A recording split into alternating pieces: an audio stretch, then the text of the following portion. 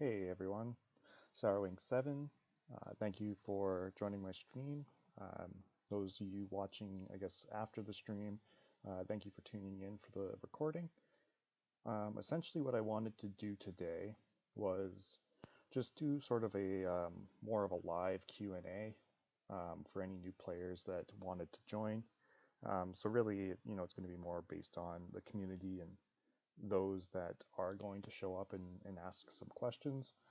So yeah, there's not really much of a plan other than, I'm going to talk through maybe a little bit of my strategy, sort of what I've got going on, and maybe launch some attacks. But yeah, for the most part, I just want to be able to provide, this is sort of a way for people maybe just to tune in, see what I'm doing, ask some questions, especially stuff that's pertaining maybe to the actual playbook and some of the metrics that might be a little bit harder to understand within the game. But yeah, right now I've got most of my defenses up. Have not launched the Kingpin counter, which is the photon barrier. You can see here, got a few of them still left just in case I want to, or if I get hit, I could set that out. But yeah, we will maybe start off with launching a couple attacks here. So normally what I would like to do is, I keep my tools equipped at all times. I'm almost at max capacity on my tools, so, I don't have any room for weapons or armor equipped when I have all my tools equipped. So what I'll do is normally unequip all, and then when I'm about to launch an attack, I just come here and equip everything, right? And that way, no matter what attack, I have all of my weapons ready to go. I actually can equip all of my armor as well. I do have enough backpack space to have everything, but since I've already got most of my defenses up, I don't really need the armor on right now, so I will leave the weapons on. All right, and then let's go to the leaderboard and sort of see where I'm sitting right now. All right, so let's see, he's pretty ripe for attack. I did already hit him earlier with all of these and then finished him off with the Veil of Venom. So let's probably start here, get the aerial bombardment going. So we'll click on it, see what type of hit we get.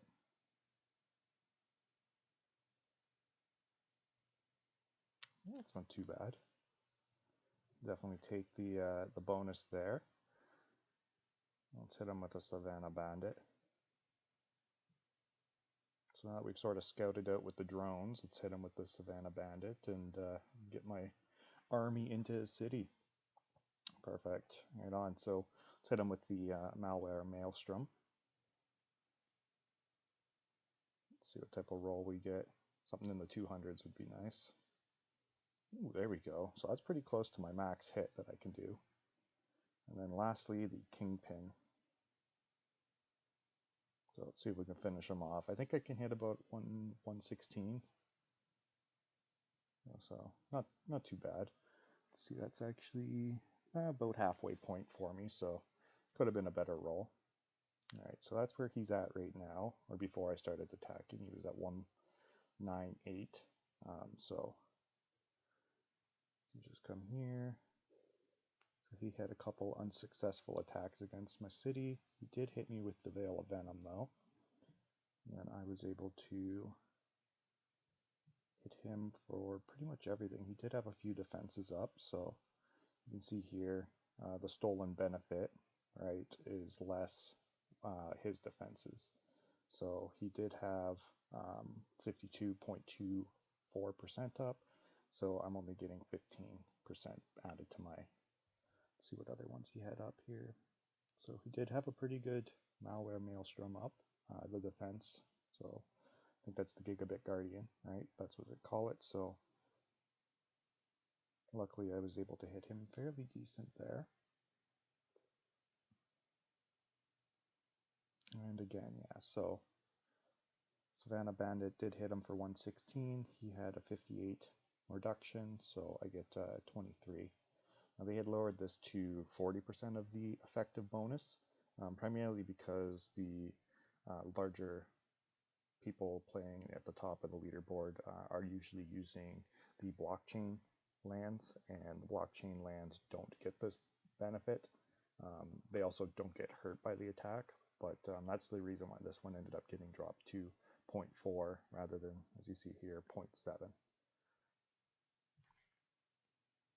Okay, right on. So I've launched most of the attacks. So now I'm just going to go back, unequip all of my weapons, and then equip all of my tools again. Right on. Now let's just go back and see where that ended up putting him. So it dropped him about 100 and, what was it, 110, 117-ish. So if I would have hit him harder on the kingpin, that would have dropped it a little bit more. Probably couldn't have zero incomed him. I don't have that many weapons, but I know it is possible if they don't have any defenses up that I can send somebody to zero income now. Perfect. All right, so yeah, I guess we might as well do some upgrading here. So I don't have the most diamonds. I actually went and spent most of mine recently. I was just pushing, trying to get back up into the higher 110s. I was sort of slipping, getting into like the 120s. So I had to spend a decent amount of diamonds just to sort of level up my city. I know I was throwing some attacks out at Lucky M here. Probably, once my next set of attacks comes out, what are we looking at? So I've got about 23 minutes here, and then I'll send out another barrage of attacks. I'll probably have to drop down the leaderboard a bit, so I can show you sort of how to do that as well.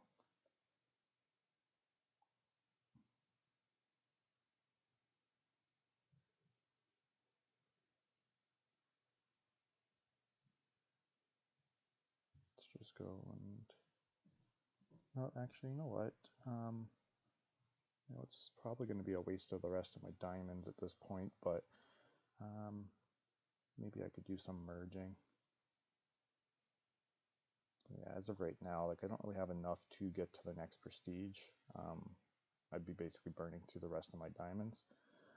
Though I guess I could arguably upgrade this a little bit more. Do some 1x's. This is DJ Oracle's tactic, just the 1x. And it does give you better rolls, but I know in normal I'm not really too worried about my rolls. I'm usually able to get to the next prestige. Hey, Decumbo, how's it going? Thanks. Took me a little bit to figure out exactly how to use this OBS system, but I was able to get something set up. Or are you referring to my setup in Main City?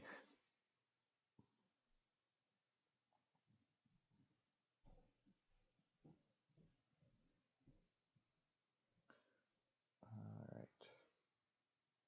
So yeah, that just finish this actually.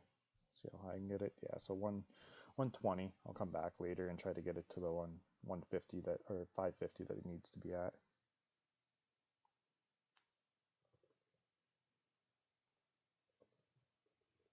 Yeah, thank you. Trying to get better and try to support the community here. I know there's not too many people making Main City content at the moment, so figure I'll try my best to fill the void if possible. No pun intended. Yeah, we'll might as well level these up. So most of the stuff that I have on my second land, I don't typically bother with like any specific way of leveling it up. I just try to get it to basically be a 100x away from getting up to the next prestige. It's not really, they're not the high income generators, even though, they are technically not negative because I've got some attacks sent out right now. What's going on, Road Dog? Good to see you. Yeah, for the most part, I just typically, I don't have too many commons on this land either. Most of my commons I keep on my later lands. And right now, I know it's not up to snuff quite yet, but I do have my apex here, just because I like the look of it. And so, it keeps it front and center for myself at least, because it is my project that I'm working on. Need to get it up to 189. That way I can move it onto my primary land. Then it's hopefully going to give me a nice little boost. But it definitely is a massive suck for diamonds. This thing is a pig. Like I can level it up one more if I wanted to with the diamonds I've got. But that's, it's going to be something I'm going to work on over the Great War. I'm thinking for the most part, as we're going through the Great War, I'm not going to really be too active on normal mode. So I'm just going to be stacking diamonds and then hopefully able to bring this up to 180, probably almost 190 by the time I need to. And then that way it should be basically ready to integrate. I'm hoping it's only probably another 1.5 billion diamonds to get it up, but yeah, again, this is a super expensive business. This is a little bit cheaper, right? My arcade's not as bad. They're a little easier to use.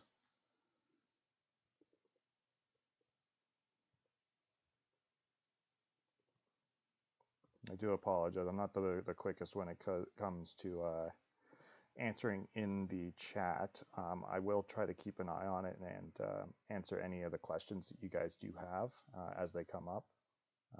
But for the most part, this is just sort of a little chill and stream Q&A for anybody that does have questions. I know I have had a few people on X reach out and sort of ask things around prestiges and the requirements on them. So I'll probably wait till Bad Rags is here, and that way I can give that explanation. Yeah, like these are my later lands. It's just commons for days. Basically, you just set them up. When they're back this far, right? If you look, they're minus 40%, and that's with perimeter patrol boosts, right? Without any boosts, minus 48%. So they're not really generating any income for me, and they're also way lower, right? Like a BE, if you look, my main motors here, it's already on BG, right? So it's producing way more income than what the other, like what a common is. So for the most part, like they're basically stuff that just isn't even a factor really in your gold generation. Like if anything, they'll move your decimal points a little bit. They're not going to really make or break your city. So even attacks like the Veil of Venom, right? They're not really doing much. Though if you hit a good attack, they can, I guess, help bring an enemy city to the ground, right?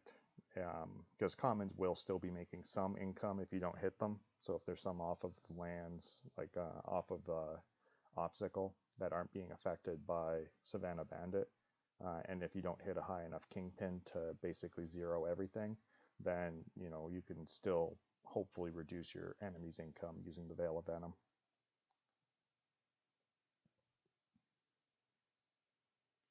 And we'll do a couple spins here so I don't forget about them.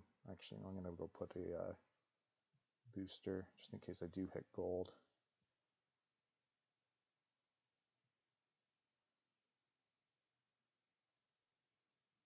There we go. We'll do a couple spins here.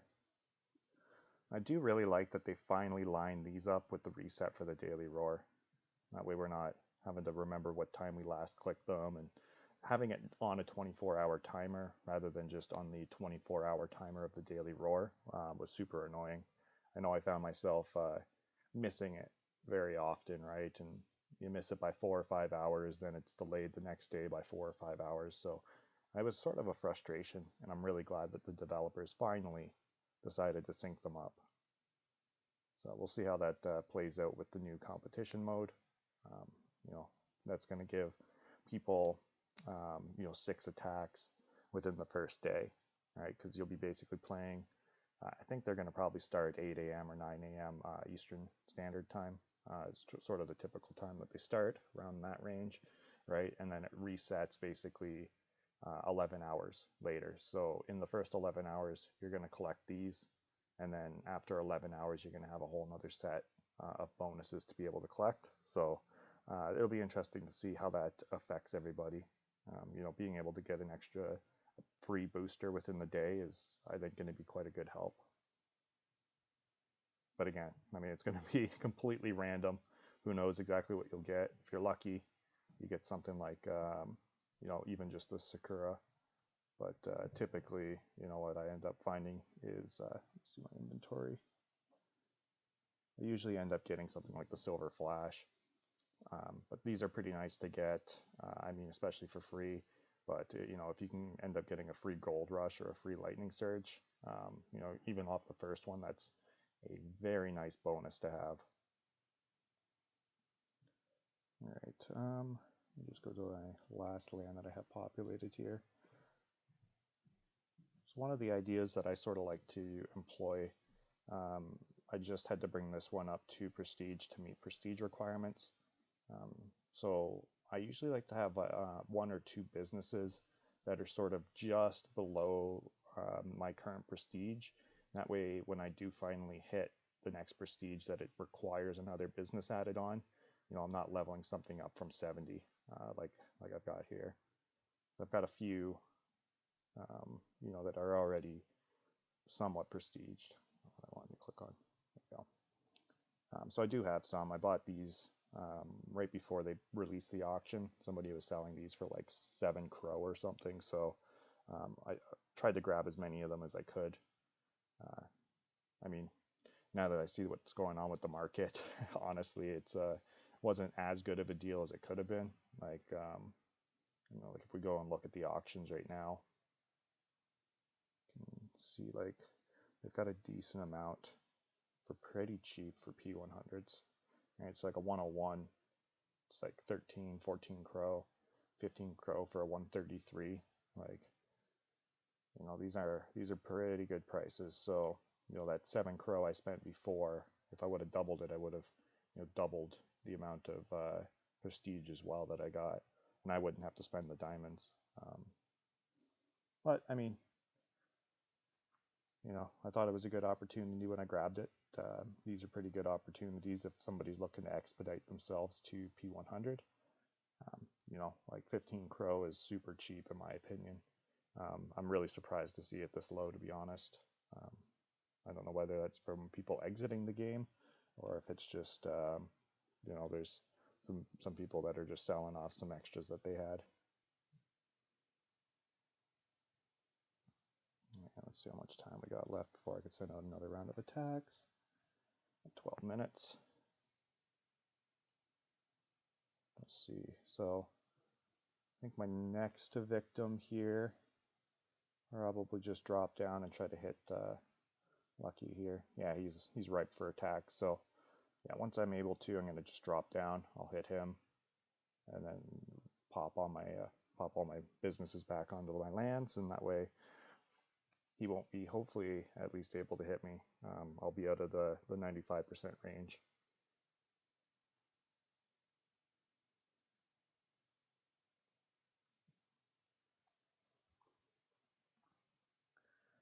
But, let's see, might be able to.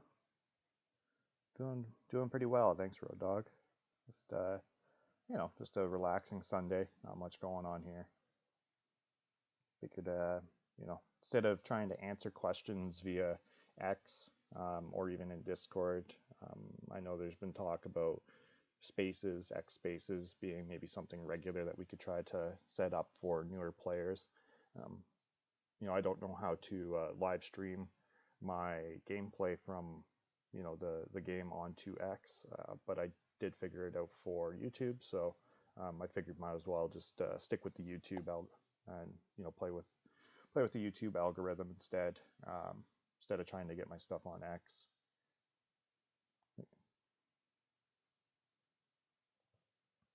But yeah, as of right now, it's a very passive game though, right? Like, I wish there was more stuff, and I know Papa's been talking about it in Discord. Something to make it a little bit more streamer friendly. Because as of right now, like I said, like until I could send out the next round of attacks, it's really going to be based on having people ask questions and maybe me being able to explain stuff, like within the playbook and whatnot. So we'll see how it all goes. But yeah, I mean, we got another 10 minutes, I think. We're looking at about 10 minutes, and then I'm going to try to drop down and hit Lucky. So hopefully he's not paying attention. Otherwise, I'm sure he'll return fire. He's already had a few attempts on me. Go to my battle here. What's going on, Blasius? Yeah, Road Dog, we definitely need something to make it a little bit more engaging, right? Like I said, like every 25 minutes I can send out attacks, and that's about the most exciting thing. Yeah, so Lucky's been struggling a bit to hit me. I think he did maybe get a Veil of Venom in on me, but let's see. See what we got here. Yeah, here's one. Oh, these were the successful attacks that I had against him earlier. And then, yeah, so he's been not able to breach my defenses, thankfully. I think maybe, no, he didn't there. I know he hit me once. Yeah, so this is where it expired finally. So he did hit me with a Savannah Bandit. I think it had honestly just expired, my defense for it. So, let's see, I think it might be this one. Nope. Yeah, we've been sort of going back and forth here. Okay, yeah, you did hit me with a Kingpin. I believe that was yesterday.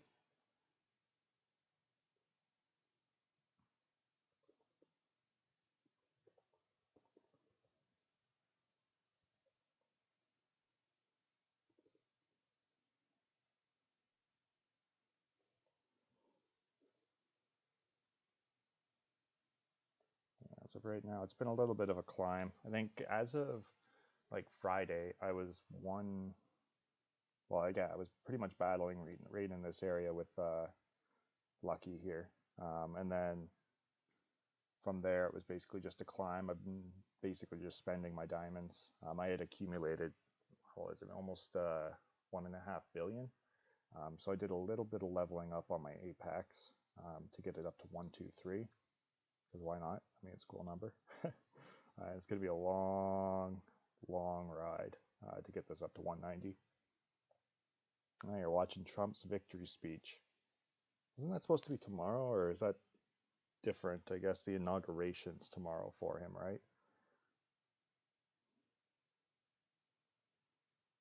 What's going on, Mr. Loco?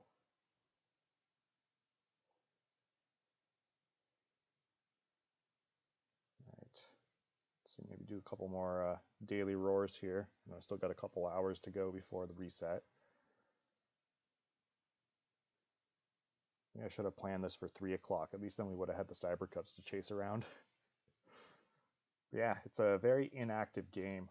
Maybe we'll just take a quick look at the market here. There's been a few things that I've been trying to keep my eye out for. We'll just go to epics. So I am wanting to see these come down in price a little bit. I might start buying them if it's like 12 or 15,000 vouchers. Primarily because I don't want to purchase these and really waste them.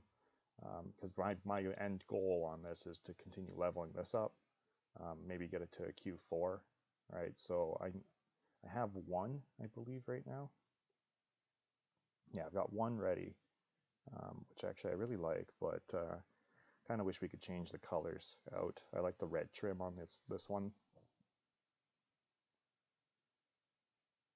Hey, thanks. Yeah, glad you guys are able to make it. I mean, it's not the most exciting game to live stream. I know we've made some recommendations, but we'll wait and see what the devs can bring in to make this a little bit more of a I don't know, something a little more interactive. Aside from just throwing out attacks on the leaderboard, it'd kind of be nice to almost have like a rock paper scissors game where you pit 3 attacks against 3 different defenses. Yeah, I've seen the tools. I've seen some people floor some knives and stuff like that. So anytime you can get an elite tool for $1, like that's almost a no-brainer. Just pick it up, right? Like I remember, well, the mint for those, right? Which were packs. They started off, I think it was $9 if you had a loaded lion. or otherwise they were 10. And I think they ended up peaking at like 14 bucks for the mint. And that was like the random packages. So you never knew what you were getting, right? The only thing really worth minting out of that was, if you got a shovel or a tent, that was sort of the big prizes. And, they're far and few between, really. So, yeah, definitely grab them all if you can.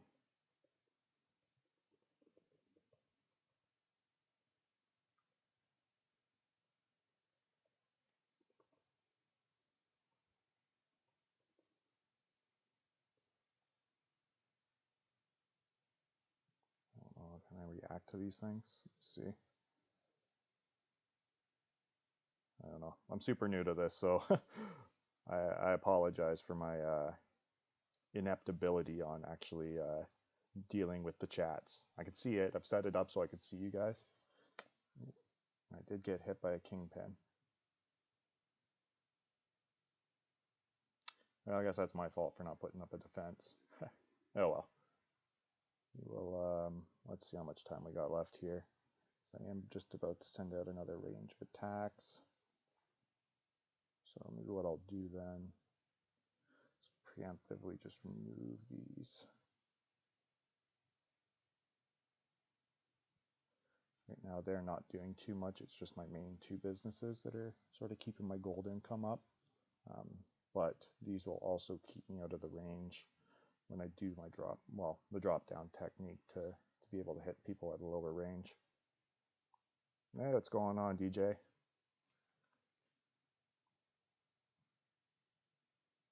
Yes, yeah, Diamond Gen is going to be really a key. I know I've been trying to get some more tactical weapons. I hadn't really been purchasing any, at least not until I sort of saw most of the market being diluted. What's going on, Ash?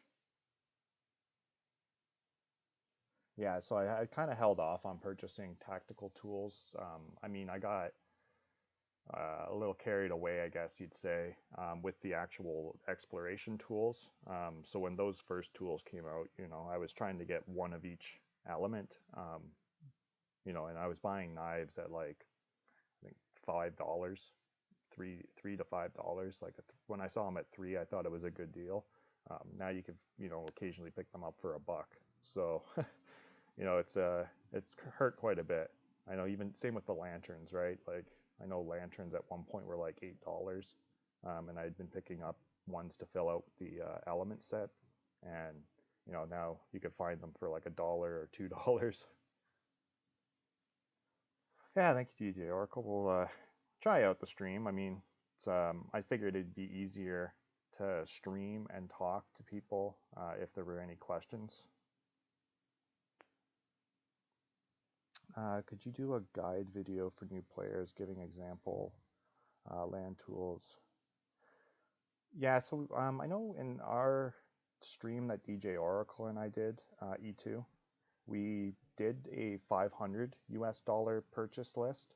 If you had 500 US dollars, we sort of made our recommendations around what we would have purchased. Now, we could maybe do something to expand that up to like $1,000. But really, the basis, I think, for the takeaway on the recommendations we made were if you don't have a lion, you know, um, like reaching the top 200 in World Series with a $200 budget. Well, I mean, you're going to start off with getting dunes, right? So try to get some dunes. Those are going to be your main diamond generators.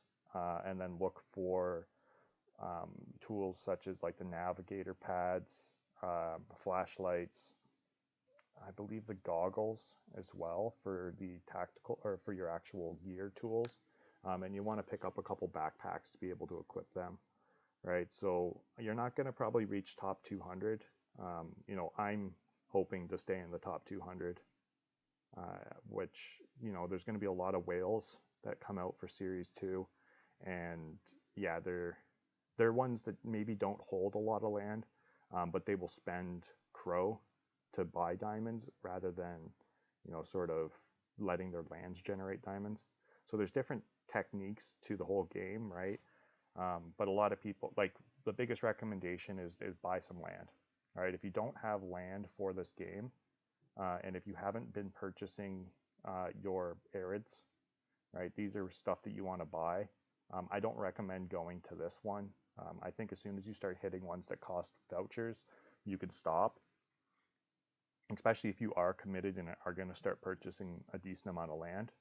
Like if you look, my arids, like the last arid I have, does nothing. Literally like nothing. If it'll stop lagging. So let's get to the bottom of the list here eventually.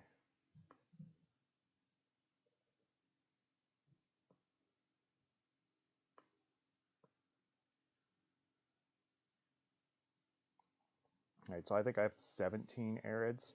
So yeah, there's my last arid. You know, it does 5.69K per hour, which is something at least, right? It's not a complete waste, but for the cost of the next one being 1.09 billion diamonds, I don't think it's worth it. All right, DJ Oracle, thanks for stopping by. Glad to see you hopped into the chat, so it's good to see you.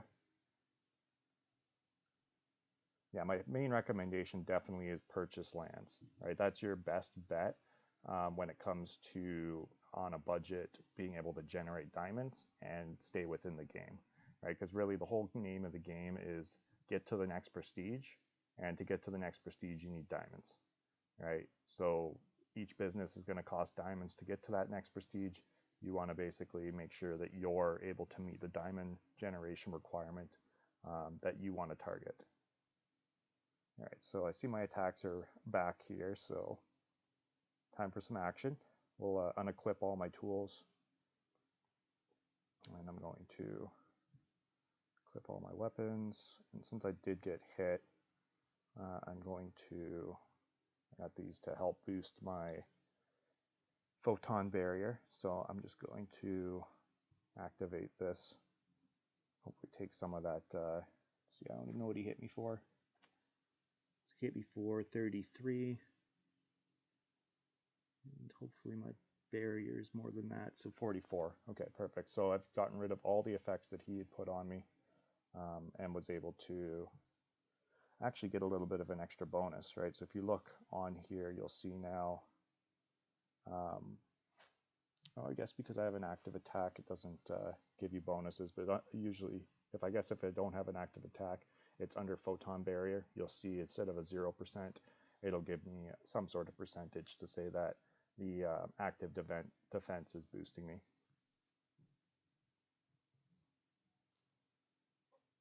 So let's remove this as well.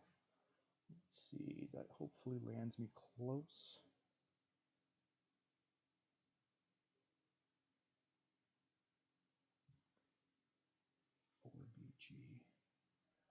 Oh man, so I'm gonna have to go over here and also remove a couple businesses. Probably this one.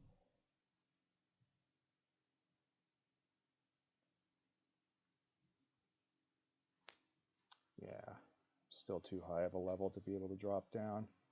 I know a lot of players, what they'll end up doing is completely just having their lands empty, so that you're not really generating any gold at all. See, that hopefully puts me close to the range that I need.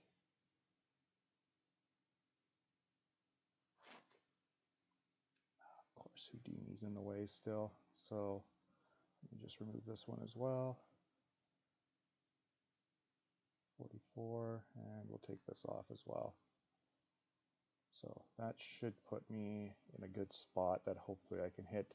So I'm not one player that'll, I don't like to attack my own team. Of course, it dropped me down too far. So I don't like to attack my own team, so I try to move and remove businesses. That way it hopefully, see, is that going to bump me too high? Yeah. That way I don't actually damage any of my own teammates, right? Like I'm playing for the Legion, sort of that's one of our principles is like you don't want to be team attacking. So oftentimes, you know, we'll make sure that players aren't doing team attacks, just because that one also is too high. Okay, I'm gonna just go to my second or my third land here, and I'll put one on. That should hopefully get me into the right spot. That way I'm able to attack Void, right? So that's sort of what I'm trying to get to, is that I don't like to attack my own team. I know some people do it. It's all, just for their own number gain. But I personally think that attacking your own team is sort of a no-no. So I like to try and play this drop-down game, try and find the next applicable Void. But yeah, it does not look like I'm going to be able to get in between these two. Actually, he's 4, 5, 7, so perhaps I'm already there. If I just go back.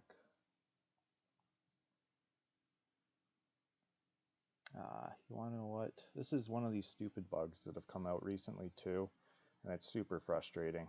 So what ends up happening is the lands that had a 2-space business on it, one of these spaces ends up getting locked when you remove a business. So it is sort of frustrating when you're playing, because now I'm going to have to reset the game to be able to open those spaces up. But it's not that big of an issue. I don't really need access to that space at the moment.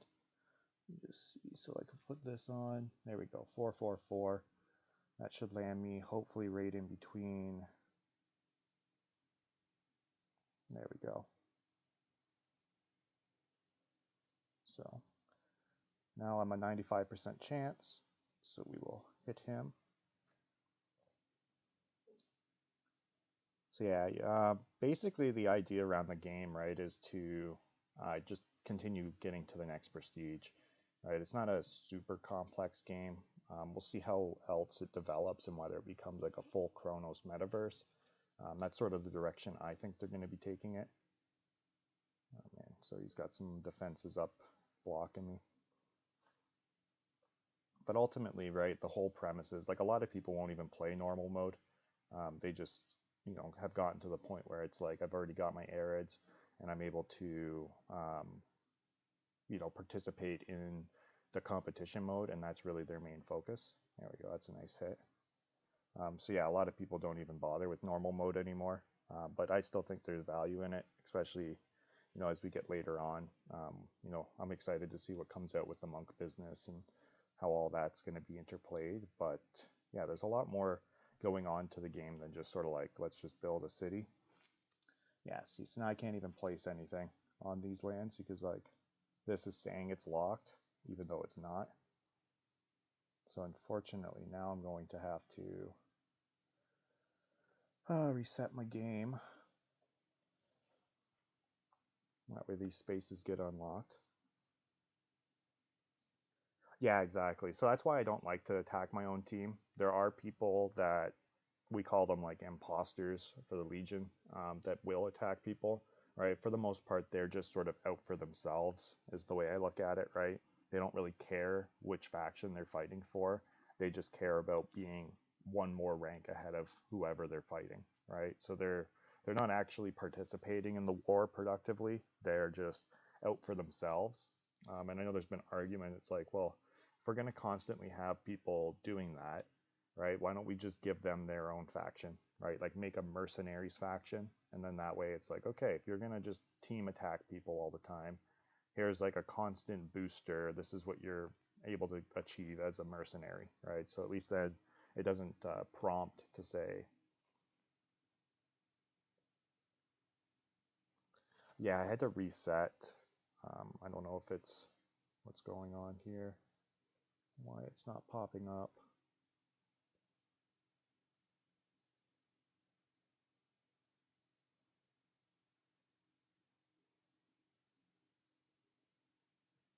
Resetting again. Yeah, the game ended up doing too much locks on my businesses, so I had to end up resetting my instant of the game. That way, hopefully all those plots are unlocked again.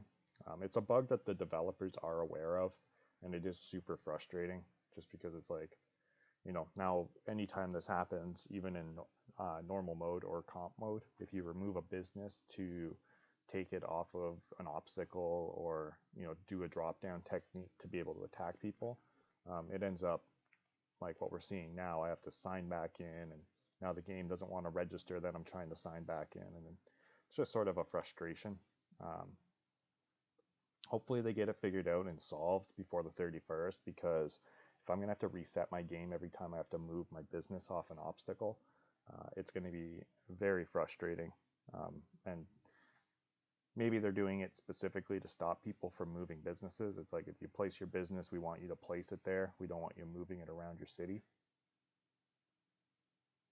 Yeah, I don't know why this is not prompting to connect here.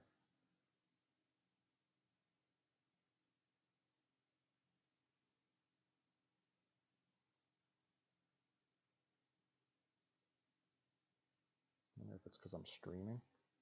Maybe it's blocking my extension from coming up.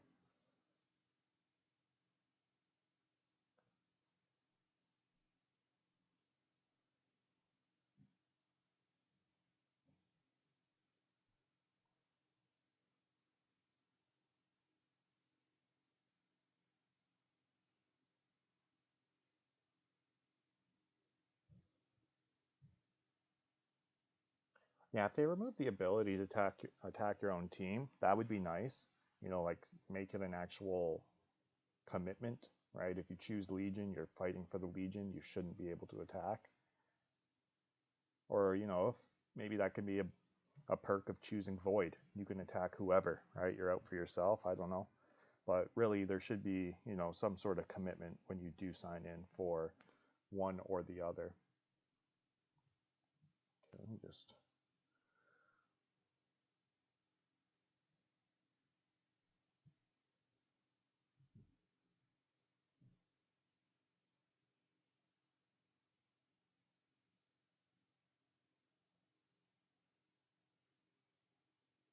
see if that helps. Sometimes you need to clear your cache. It gets picky.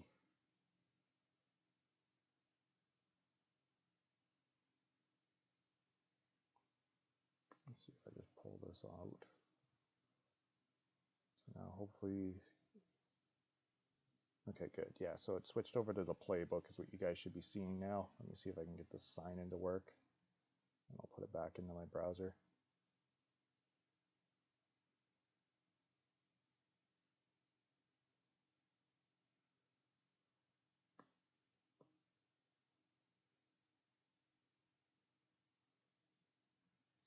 Apologize for the technical difficulties.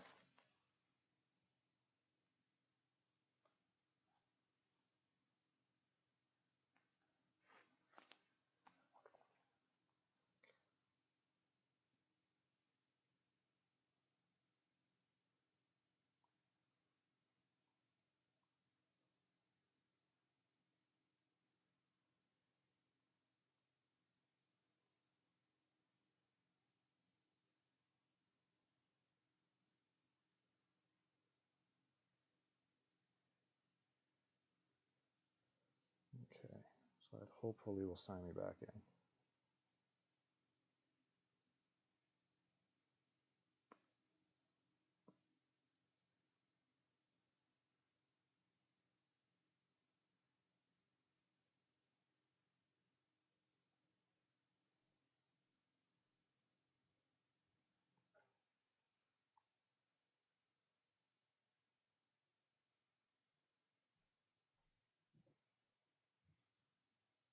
Yeah, it must really not like me streaming the game. Normally it does not take this long for me to sign in.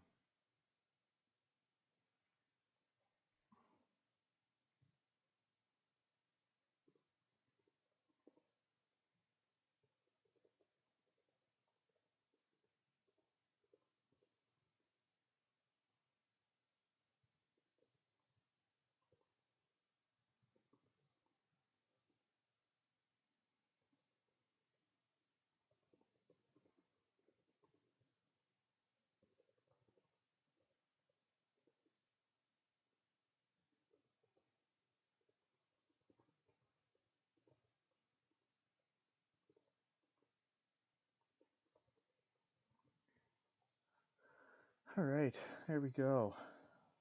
Guess I ended up getting hit a few times here. So he was able to hit me with the malware maelstrom and got, all right. So those were some old attacks. Guess I hadn't reset in a while, so that makes sense. But we were able to hit him pretty decently, so now I can get my businesses back on my land. Hopefully I don't run into this issue again.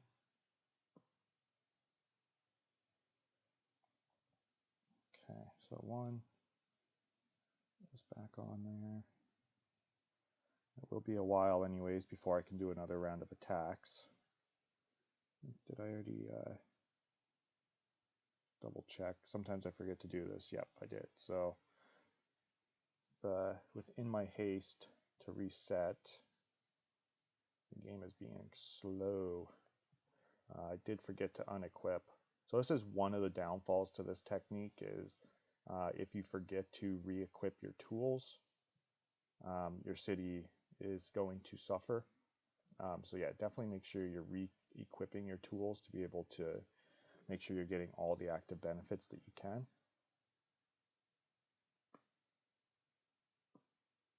All right. So yeah, got quite a bit of businesses that I now need to go and replace. I mean, arguably, if I'm going to keep attacking, now I've attacked the only two people within my range. So I would almost need to remove all of my businesses off my land to drop down further into the ranks to be able to send out attacks, which I'm really not wanting to do. So I think I'm probably just going to have to send out some Hail Marys.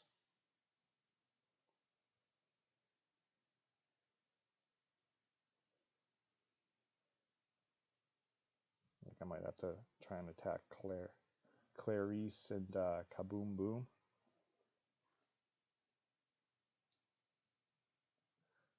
Perfect. Is it all loaded up? We're good to go. Yeah, it's definitely making my city lag a little bit.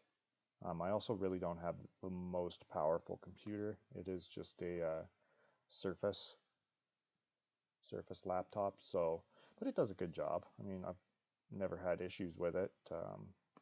So it's got a decent processing unit. I make sure I buy something at least with an i7. I don't like to purchase ones that have low processors. Just yeah, out of preference, I guess. You know that, especially because this thing does not have a graphics card. So without a graphics card, I mean, it is sort of probably one of the reasons why this is lagging a bit more. But oh well. I mean, it's a laptop. I mean, you can't really expect too much from a laptop. It does its job. You want to know what? Maybe I'll switch it out and put my quality 6. Just go by prestige here. Let's put my quality 6 right there. I won't have my little dude waving to me when I log in anymore, but at least I get a nice hockey rink. So we'll finish placing the rest of these. Prestige. Oops.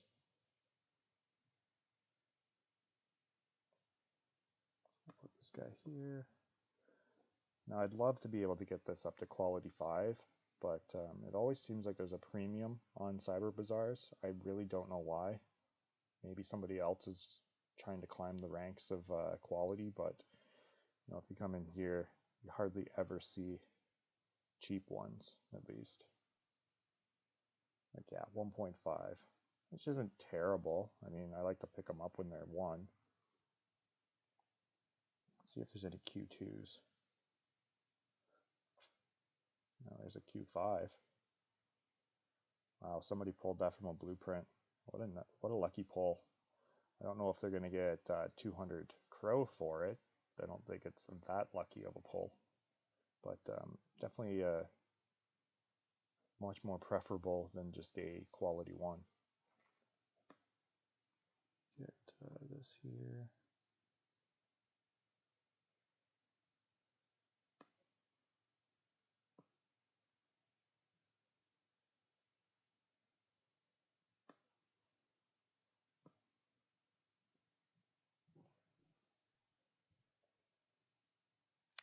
How's it going? Is it Midnight Tempest?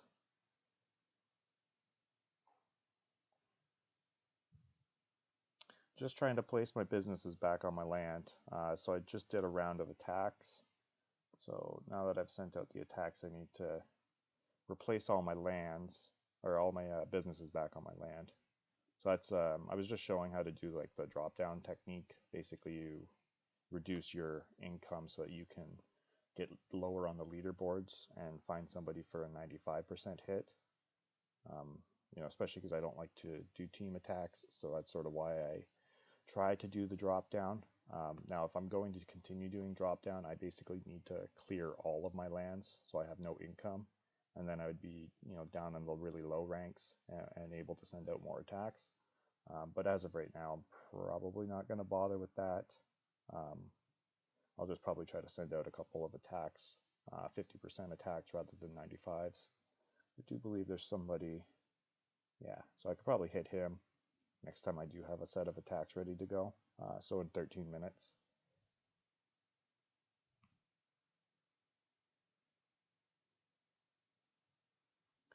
Right on. Okay. Maybe while what's going on to KWRC?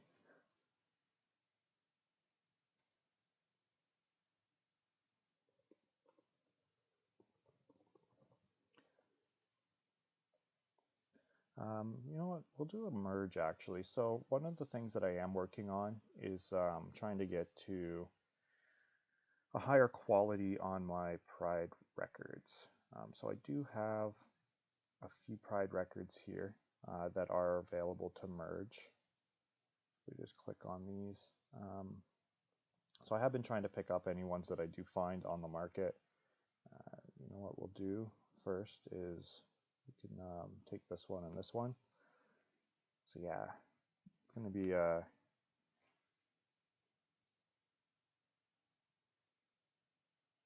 okay, Midnight Mist. There we go. Well, welcome. I'm not, yeah, it was kind of jarring when I saw it was like NYT, so Midnight. Very nice. Well, welcome. I'm basically hosting this stream just to give people that are new to the game an opportunity to ask questions if they have any. So if you have any questions pertaining to Main City, whether it's play metrics, stuff in the playbook, anything about NFTs, I can go over some of that information for you and try to fill you in on any of the missing gaps, because it is a fairly steep learning curve when it comes to understanding how to play Main City. And I'm just trying to be there, I guess, to help out any of the newer players that might be coming in, in preparation for the Great War.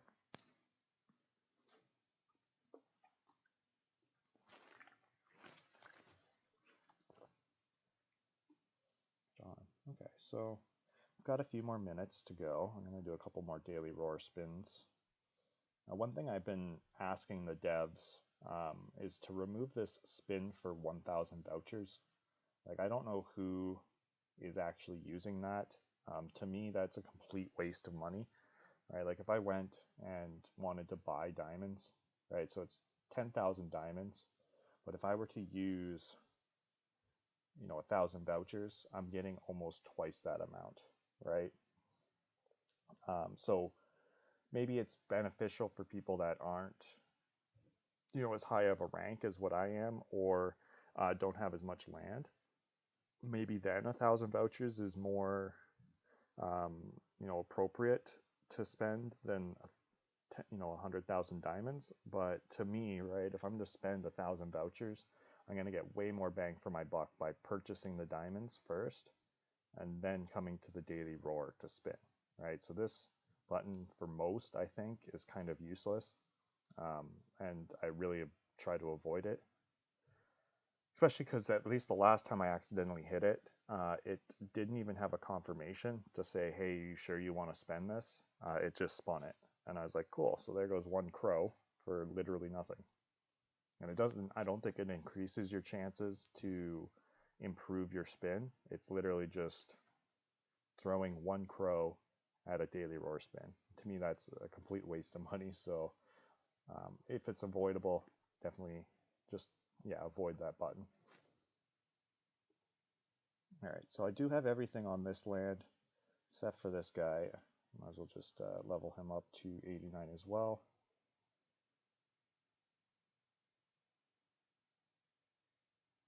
So I really should have probably done this a couple days ago when I had like a billion diamonds and I could just spend no problem. But at this point right now, I don't have a lot of diamonds, so I'm just basically playing the attack game. Maybe next time when I do save up some more diamonds, we could do a sort of merger, business merging event. I can sit and try to test my luck. Okay, so you have one lion, one cyber cub, 6 Miri, and 14 crazy monsters. So which one do I think is more valuable when trying to get diamonds? So your loaded lion is your best for getting diamond increases. I'm trying to get to the 300s. Okay, so give me a second. I'll just hop into the leaderboard and we can scroll. So like right now I'm 113, so I did a little bit of leveling up. So if you wanted to get into the top 300, let me just scroll down and see what we're looking at. So you know what, I know DJ's in there.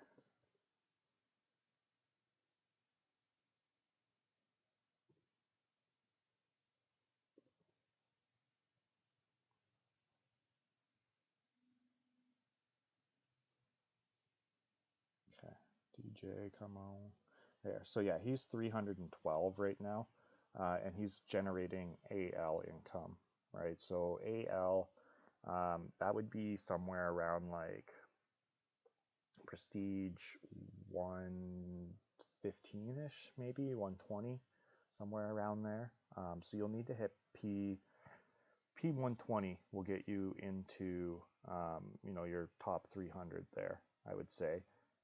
So if you depends on if you're looking to spend money, right? You can purchase a lot of the businesses off the market right now, and there's a decent amount actually for like 15 crow. That's not too bad of a purchase to get you expedited up to the mid 100s. But yeah, like if you've got a loaded lion and a cyber cub, those are the ones that are going to increase your diamond and your gold generation, as well as the XP for placing furniture in the mansion.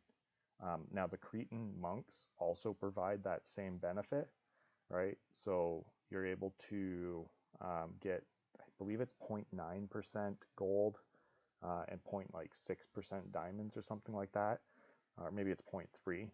But anyways, they do increase your diamond gen as well. I don't know if you have any land Midnight Mist, but that's going to be your best when it comes to purchase to get diamonds. Right, so if you don't have any dunes or alluring auroras, start off with getting some dunes. Probably usually the sweet mark is like if you can get 10 dunes, then you sort of want to move on to the alluring auroras. But if you were able to get like 3 or 4 of them, it's still a really good increase to your diamond gen. Then aside from that, I mean, the tools that you're looking for diamonds, right? So these give you an increase in diamond. We also, man, this is slow, laggy. So then jackets and boots are specifically just for your gold, your cash income. But if you can get these binoculars, the binoculars also give you a good boost for finding diamonds. And then the other elite tools that you're looking for are these med packs. So med packs give you diamond gen. Ignore my diamond gen on it. I know it says 0%, but that's because I have a ton of them equipped right now. Arguably, I could get rid of a lot of these, but because they aren't doing anything. Right? Actually, like if you were to look and see, so like I could unequip how many? 3 probably.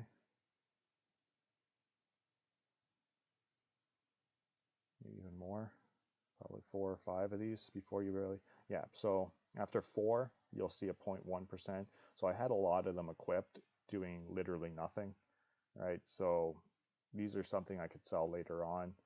Maybe something that I could rent out if Hayton's Lion project takes off. These nav pads are another one that you want to look for. They give you more diamond generation as well. So try to pick up some navigators. And these are XP, right? These ones will give you more XP. So most of the lower level tools are ones that are going to give you XP bonuses. And then you also, if I can find it, it's the core tools. So the flashlights in the core tools are also really good. Yeah, there they are. So these also increase your diamond generation. So try to find these. Every once in a while you'll see them pop up for $1. So yeah, definitely worth checking out if you can find some of these for $1. If not, I mean, even $2 isn't bad. I remember buying these at like $4 and thinking it was a good deal. So the price has come down quite a bit on them, but flashlights are another good option. Now, when it comes to purchasing these types of NFTs, now a sweet spot, depending on the price for me personally, is between 5 and 7, right? So if I'm able to, I would like to get 7 of each tool. If they're really expensive, I should kind of shoot for 5, one of each element color.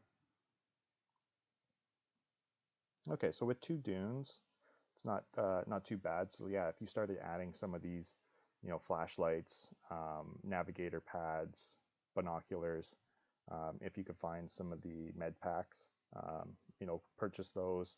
You'll need backpack space, right? So make sure you've got some backpacks. You know, they come up, they're usually $1 per capacity, right? So these commuter packs, right? You want to look, they go between 3 and 6. So if you could find one for $3 and it's got a capacity of 5, that's a really good deal. I highly suggest picking it up, but typically you're going to see for $3, it's going to be a capacity of 3, which isn't bad either. I mean, it's just coming down to if you end up filling all of your backpack spaces, then you're going to want ones that typically are on the higher end of the capacity range, right? Like once you hit 40 backpacks, yeah, that's sort of when you need to start spending the money to purchase backpacks with the higher capacity. That way you're able to still fit them in, have more tools equipped. But my workaround right now for it is, as I was showing sort of earlier, like I would come in here and then I unequip everything, right? So now I have all of my capacity for weapons, and then I'll go into my weapons and I'll equip all, right? Maybe I'm getting close to being able to attack again. Not 1 minute. So yeah, I'll leave those all equipped. That's just the technique I typically like to do. What's going on, Q? Good to see some more Lion fam here. Yeah, no worries, Midnight Mist. If you have any other questions, let me know. I'll try to answer them as best of my ability. I'm not part of the dev team or associated. I'm just an enthusiast for the game. So I've been playing not since day one. I was hoping it was coming on the phone, so I sort of held off on starting, waiting for it to be playable on the phone. When I realized that that isn't anywhere close to being completed or an option available, I ended up just taking the leap and started playing on my PC. I think I ended up starting a month late, so a little bit behind some other players, but it really just comes down to how you lay out your city, right? So a lot of people can lay out their city, as you see back here, right? Like a lot of people will just literally be only commons, right? So they'll just have pages upon pages of commons. For myself, I'm trying to bring this Apex up, just primarily because I wanted an Apex for my city. And I also have one of each uncommon, right? So I'm working on getting this one to a higher quality, but I've got, and I just moved it onto my primary land with my most recent shuffle. I do have a quality 6 LL Sports. So yeah, this one was a lot of fun trying to make it. Fun asterisks. It is also nerve-wracking trying to level these up in quality. When you have a business burn, it's quite saddening. So really, when you're merging, it's more of a vanity project, is the way I like to term it. What's going on, Datalupu? Yeah, these merging is really a vanity project, right? Only do it if you've got spare businesses. And I also do not recommend increasing the quality of your commons. You're going to need a lot of commons, right? The end goal and end state really is having 95 businesses up to the max prestige, right? And for the most part, 90 of those businesses are going to be commons, right? They're the cheapest, diamond wise and gold wise, but they just, they once you hit about P150, they sort of become useless when it comes down to gold generation. So you want something that is going to be the lead for your city. For myself, right, it's my arcade and my main motors. These are my two lead businesses. They are what primarily generate income for me. All right, so we're able to send out some attacks. Let's do that right now. But yeah, so they're the ones that are generating my gold for my city, and I typically don't starve for gold. Right now, it's going to be a waiting game on my diamonds, so that's sort of the game I'm playing right now, is generate my diamonds, and then that way hopefully I can get going on continuing to rank up in prestige. My main goal though is going to be the apex once it comes to, I guess, mid competition, 2 maybe 3 weeks in. There we go. That was a really good hit.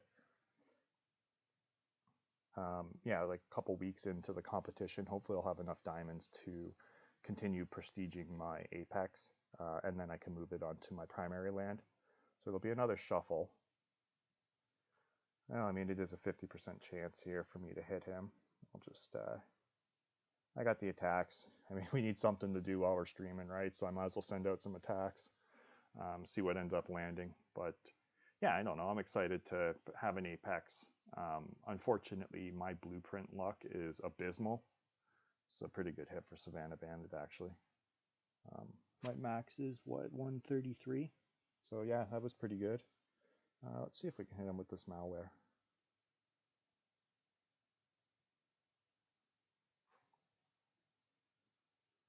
Yeah, I don't have very good luck when it comes to blueprints, so was not able to actually pull any legendaries. I purchased mine.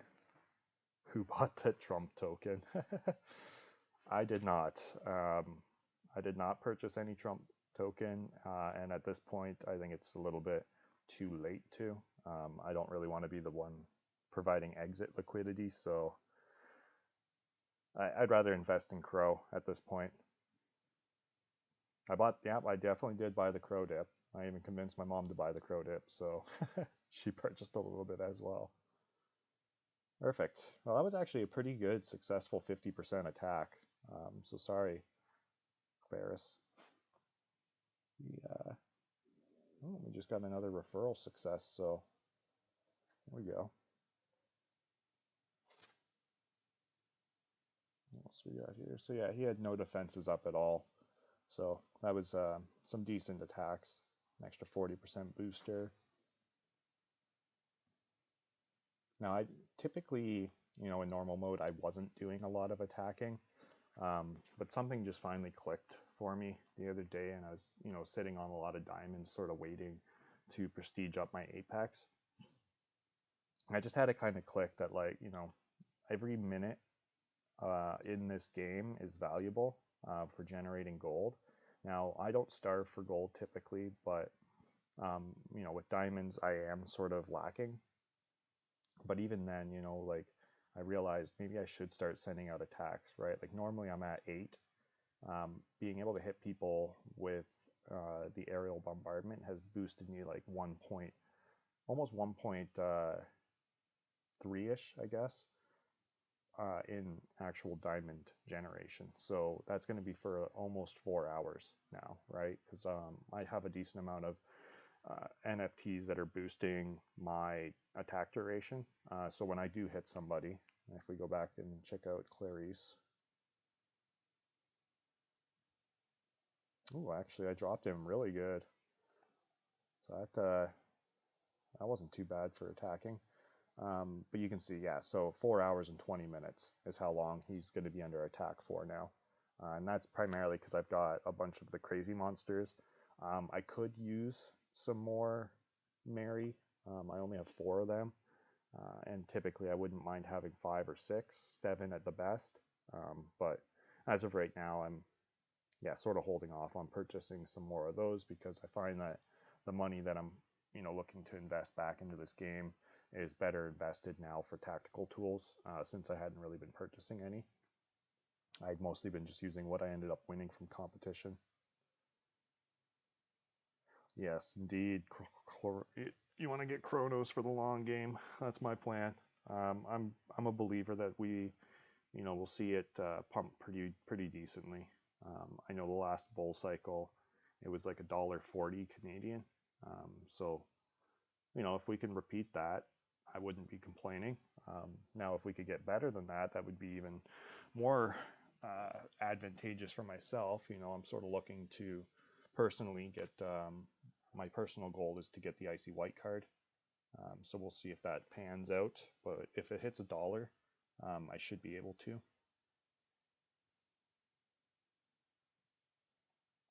Right on. So yeah, what are we looking at here? So another 20 minutes, I guess, is the cycle that I'm on, right? So 23 minutes, I can send out another round of attacks.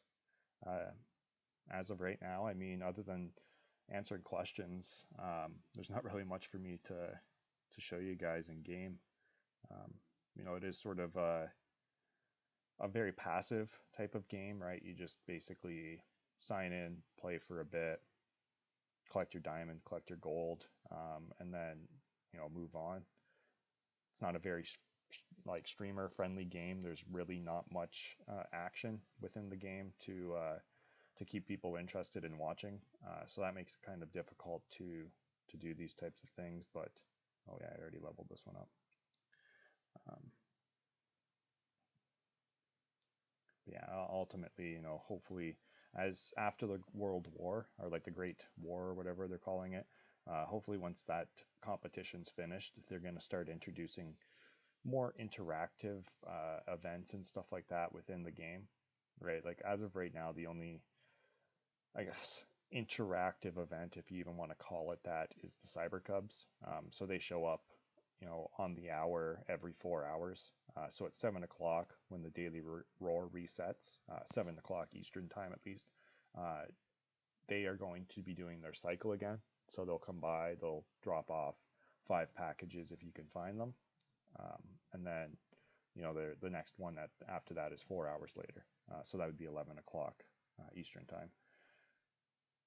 The last one for myself happened 2 hours ago, so I did finish off all the ones that I would get for the day. There is only 10 per day, right? So if you get them at 7 and 11, chances are you're not going to get any for the rest of the day.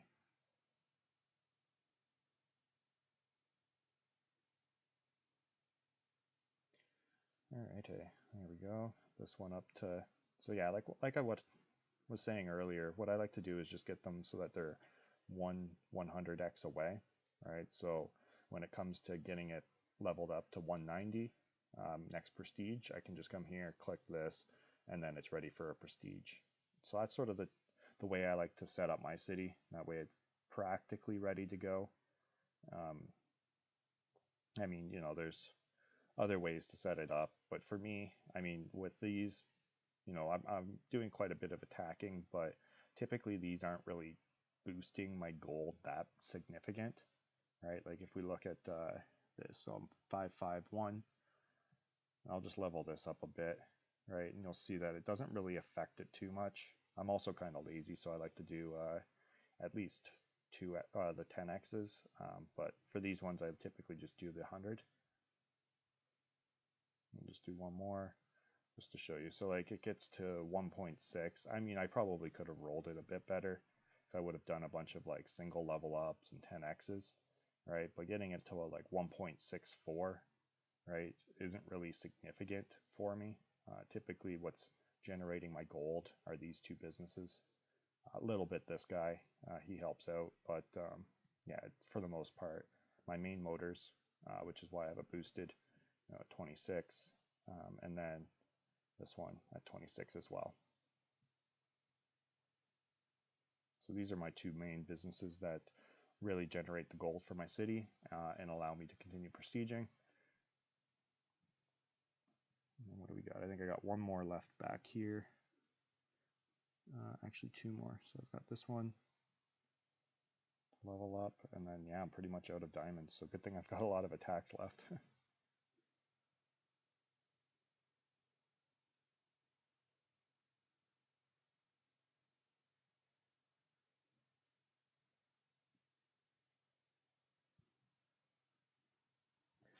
All right, just wait till that generates. Should be shortly.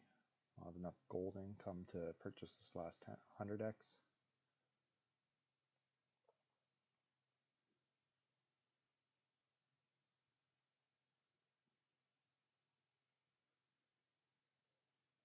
There we go. Perfect. And then just one last one. This shouldn't be too hard. These ones are always a lot cheaper once you're generating a decent amount of gold from your prestiges. So they're typically no worry when it comes to the cost gold-wise. But yeah, it's usually the diamond costs that I struggle with. I'm going to need to get myself another molten cavern if I could afford it. These ones are nice though. I like the molten caverns background. Just kind of looks, I don't know, volcanic is nice in my opinion. Let's see, so just had a booster expire. Toss another one on for right now. It would be nice if they sold boosters that allowed us to boost diamonds aside from the attacks. But I guess, I mean, that's arguably what the aerial bombardment is. Able to boost, you know, typically a decent amount too if I can hit a 12.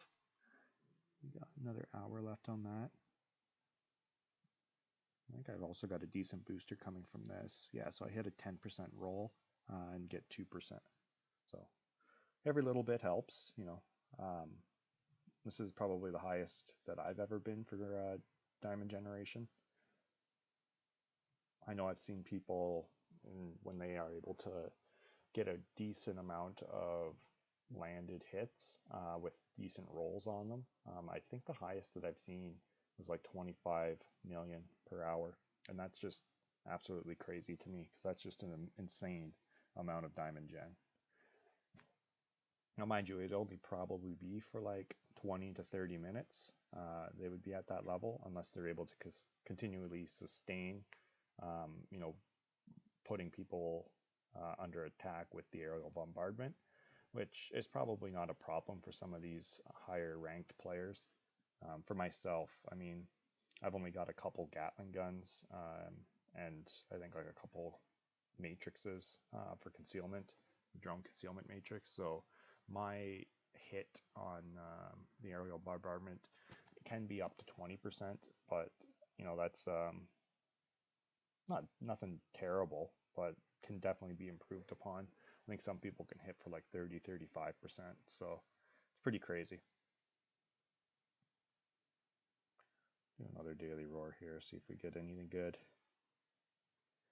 I do like to use up my extra spins, even when you get stuff like this, right? Like, you know, I just spent 100K to get 10K, but I mean, really the attraction for myself to doing this is that there is a chance to get 1,000,000 diamonds.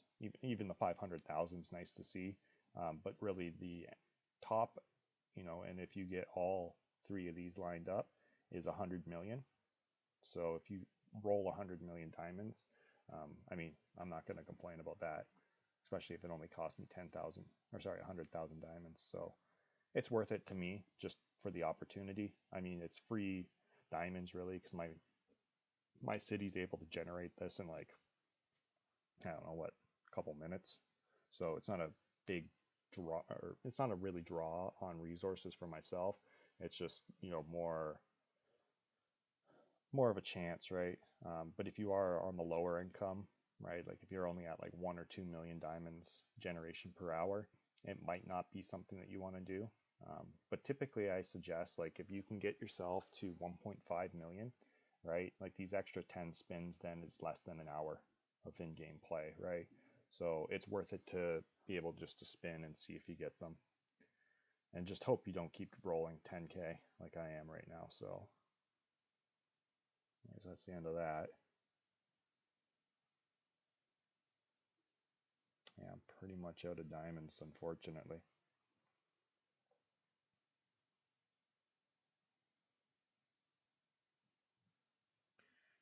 Alrighty, let's see. 112 on the leaderboard.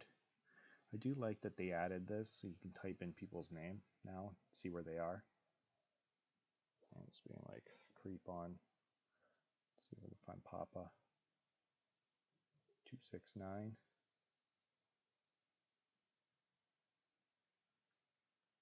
Very nice.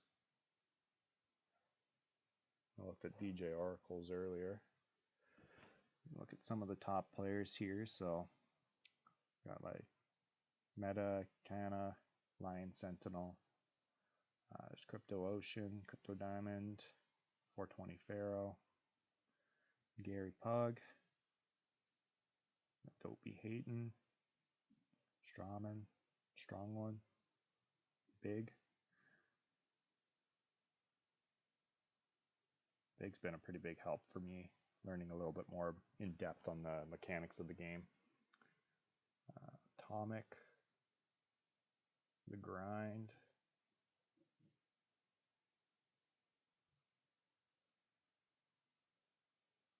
Oh, DJ, you're back. What's going on? Unfortunately, I did not get any decent boosters. See that pot? Just lots of 10k diamonds. So a good 90% loss on my spins. Fiend for Crow.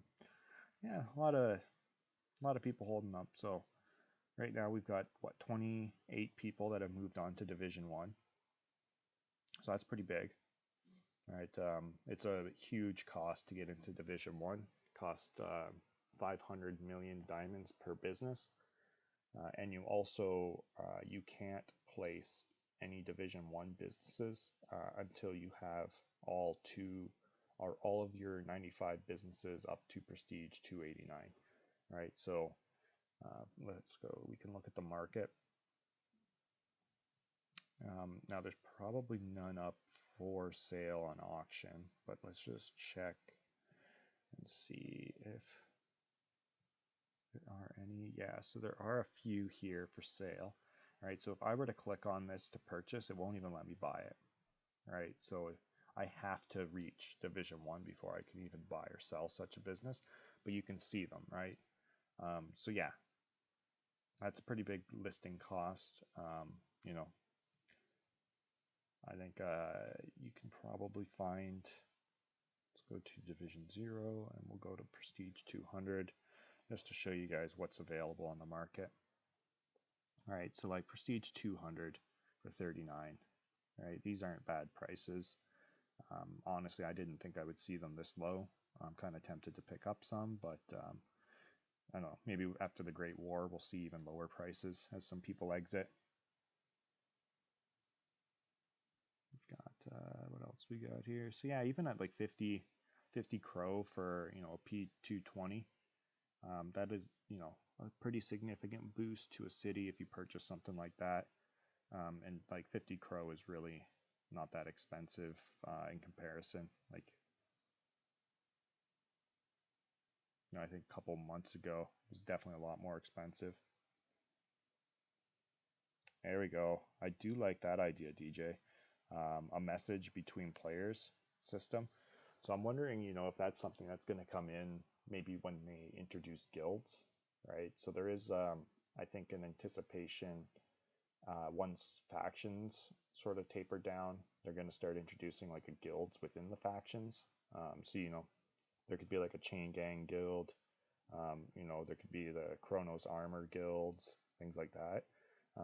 For people that have those traits on their loaded lions or on their dark lions, and then you'd have a little messaging system, right? I don't know if it'd be through your inbox, if you could actually like set out and type out messages, or if it would be more, within the mansion. Maybe there's something, if they had like a piece of furniture that you place that's like a computer, and you could sit down at the computer and check your emails, and your emails are from other users within the game.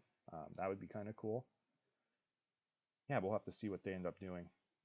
But yeah, as of right now, there's no way to message people in game. Though one thing that is kind of cool is if you lose a bid on a business, it will notify you in the inbox and it'll tell you who outbid you. So that's about the closest that we can get, I guess, to messages.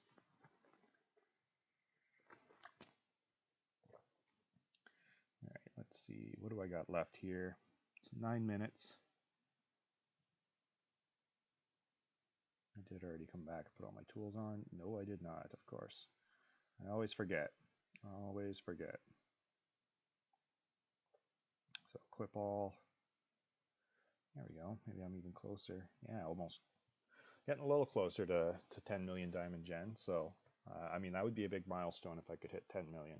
Um, you know, I guess I'm slowly entering, I guess, whale status, if you want to call it that, for, you know, land ownership. But even then, like, I have one molten cavern, right? There's people that have an entire setup, all 10 lands of just blockchains, right? So they have no obstacles at all to deal with, and they have 20 spaces on each land to fill, right? So there we go. A Halloween guild would be kind of cool. Halloween shirt guild.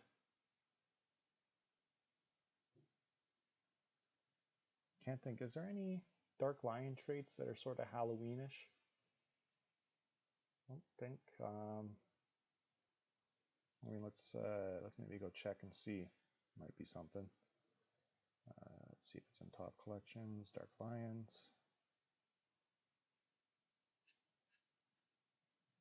So let's see, outfit wise.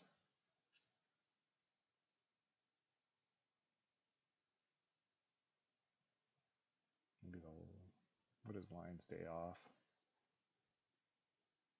I think that might be the. Okay, yeah, like the jacket. Yeah, I don't think there is any Halloween. Night Shroud, maybe? Probably not. No. Yeah, nothing's standing out to me. If there's a Halloween themed one for the Dark Lions, let me know. But yeah, definitely one for your loaded lions.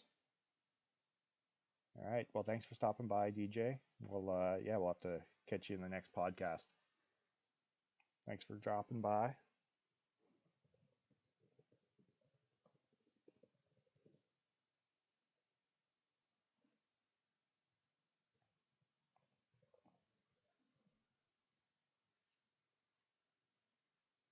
Yeah, nothing striking me as something that would be Halloween themed here.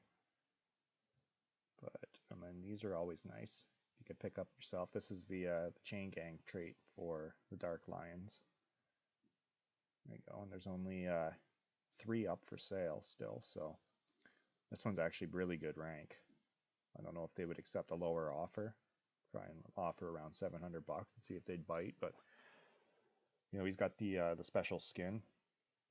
I think that's the Wraith, perhaps. Let me see if we open it up and take a look at him.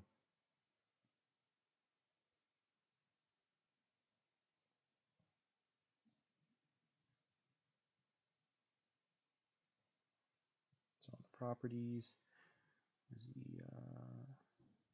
the Wraith body. So he's sort of like got a gradient to his skin, he kind of glows. It's interesting. And these Rockstar shades are kind of rare as well.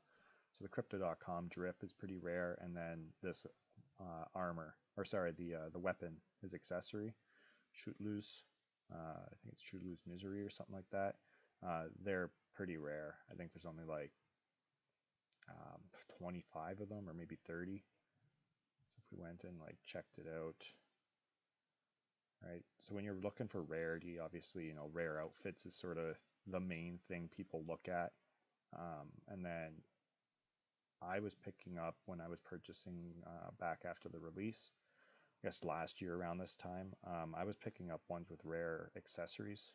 So I was trying to get stuff that had the more uncommon trait, right? So I've got a dual Nighthawks. Let's see, so Shoot Lose Might. There we are. So yeah, it's 24. All right, so these are pretty rare for a trait, and then to have it on a chain gang is even rarer. So, I mean, if I had a need for another one, I'd pick up that guy. Maybe if you're just going for the chain gang trait, then go for the 700. But that one's a pretty sweet guy, Dark Lion. Okay, what are we looking at for timing left? We got 3 minutes, 40 seconds. So soon enough, we'll be sending out some more attacks. I'll probably go to about 6 o'clock, so another half hour. So this attack round, and then I'll hopefully have one more right at the end, and then I'll probably end up calling it for the stream.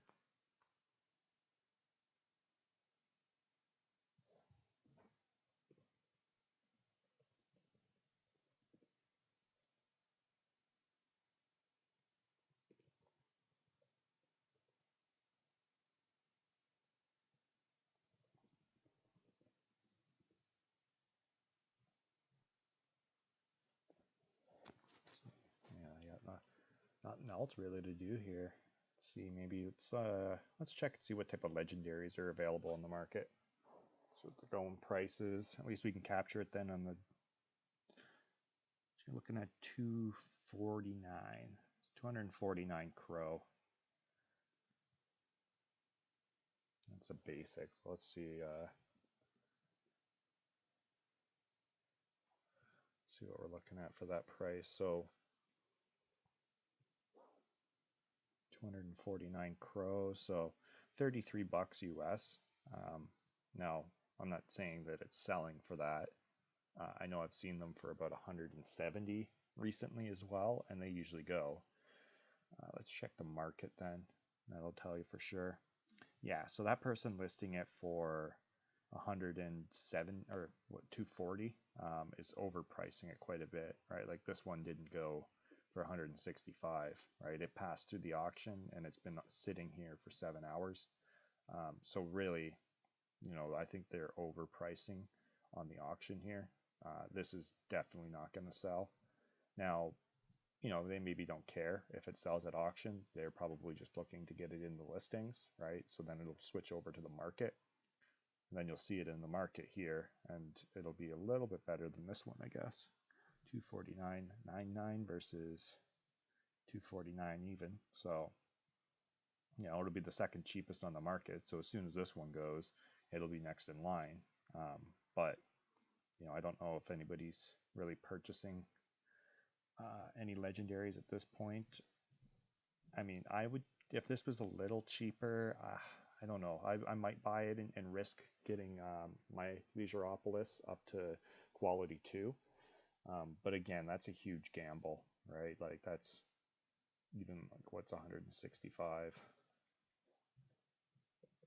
So 165 is $22 US, right? So at 165 Crow, I don't know if I want to spend $22 for a 95% or a 90% gamble.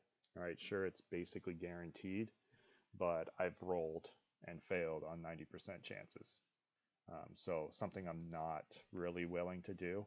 Now, if I pulled from a blueprint something to use and upgrade my Leisureopolis, right? Like if I had pulled one, I might chance it, I might risk it, but I mean, I also might try and sell it.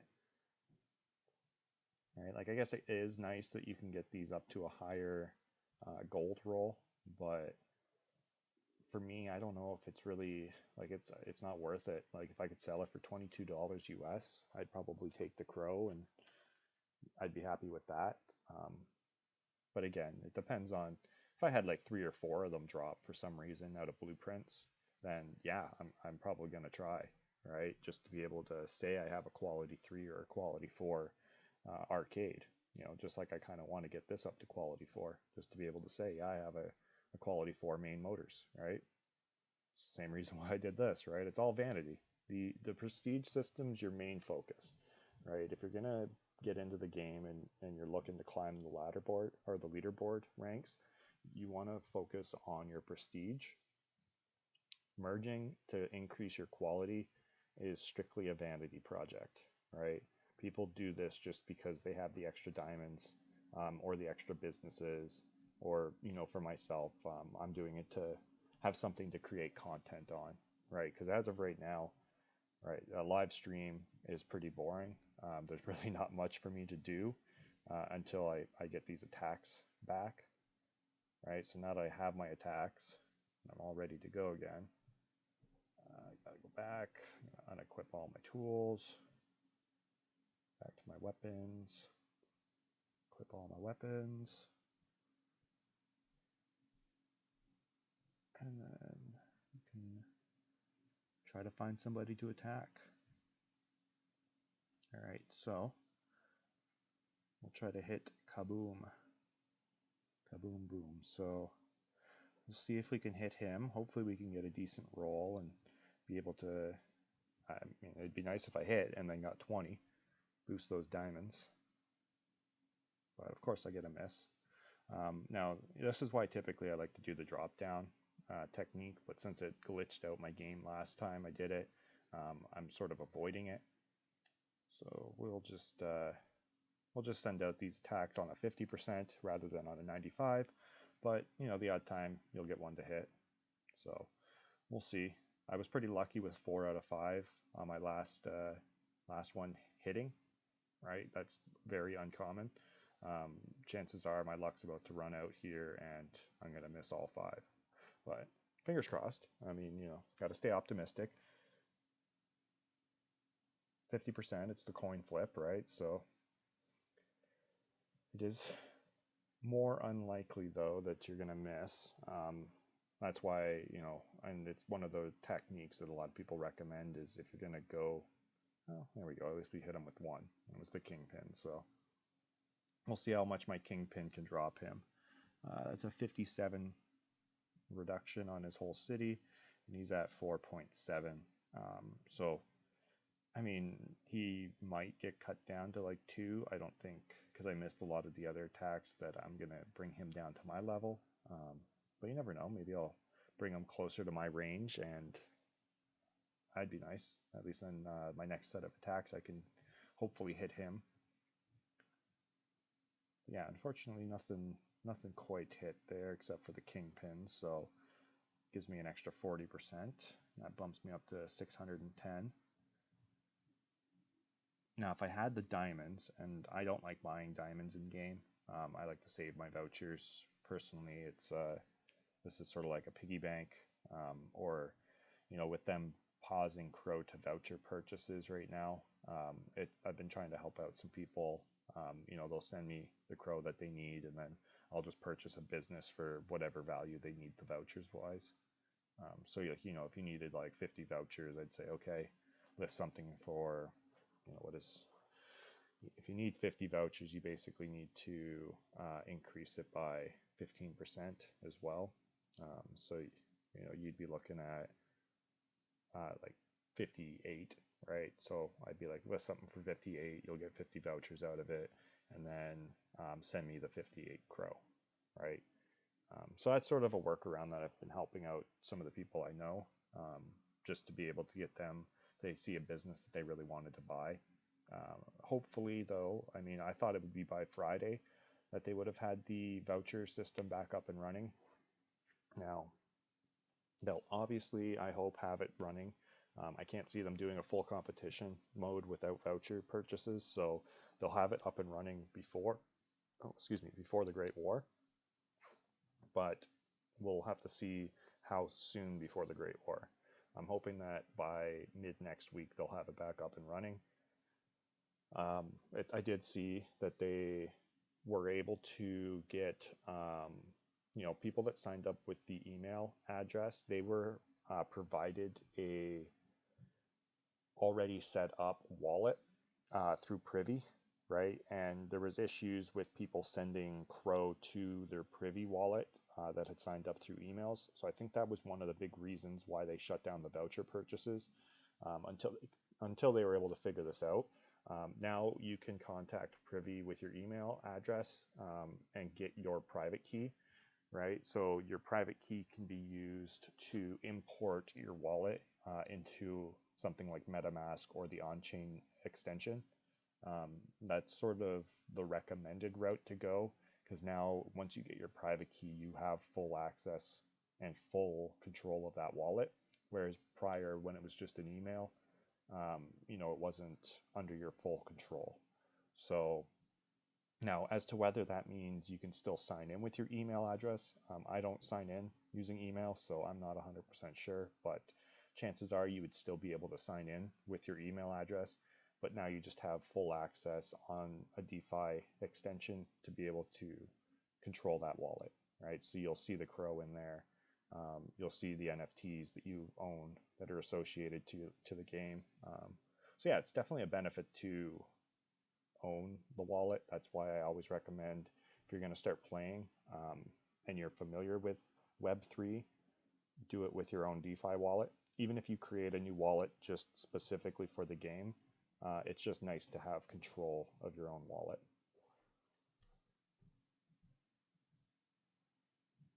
All right, well, you know what, I'm going to hop in here. Let's see if the Felice has come under. Still looking at 5. It's not terrible. I mean, arguably this is better. At least you skip the 3 million diamonds. Let's see what's on the market.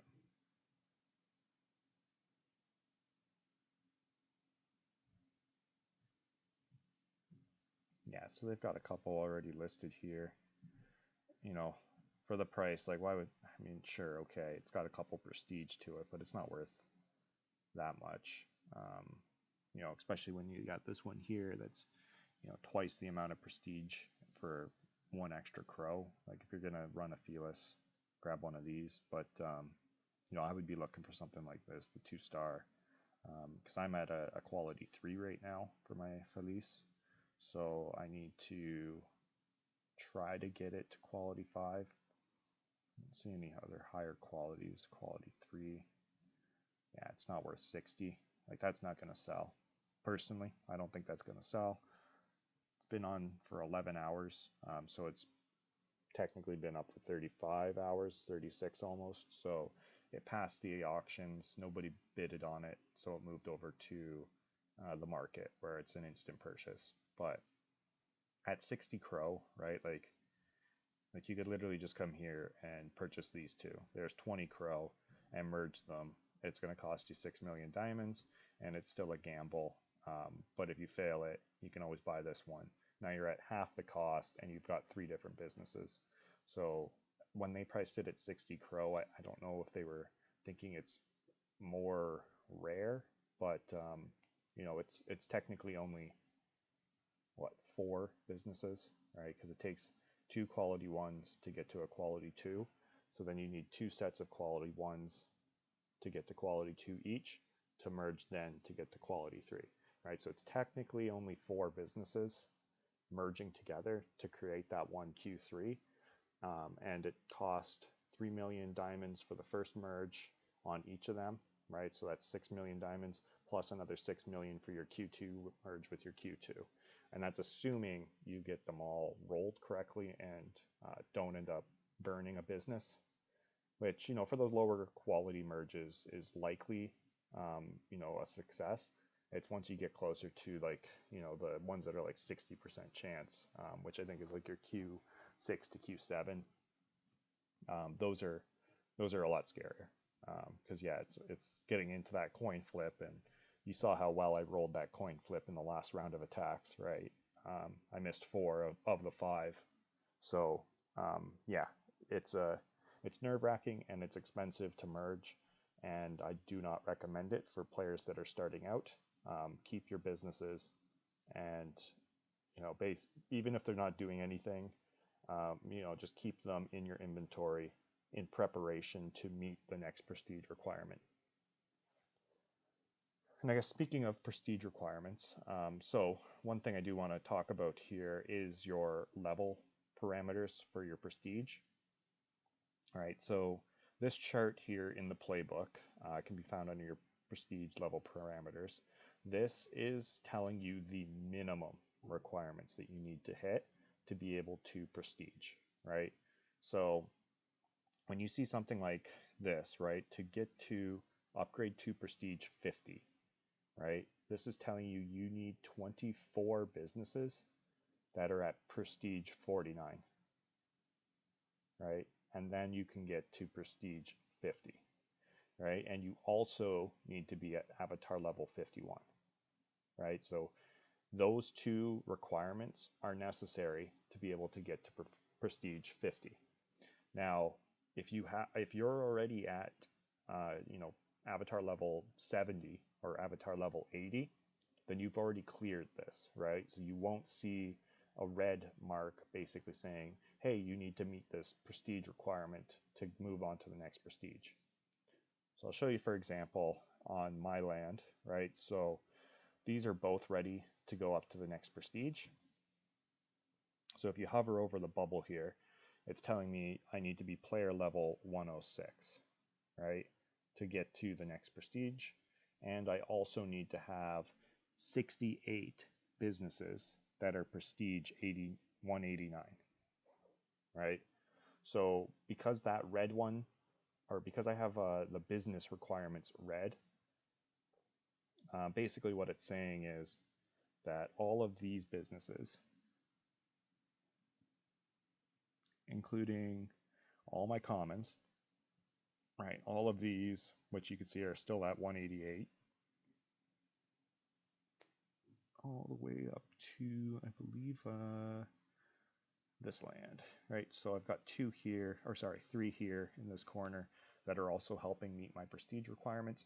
So all of those businesses need to get up to 189 for me to move on to 190, right? And that's all that this is really saying inside of the game book here, the playbook, right? So when you look here, this is your end goal.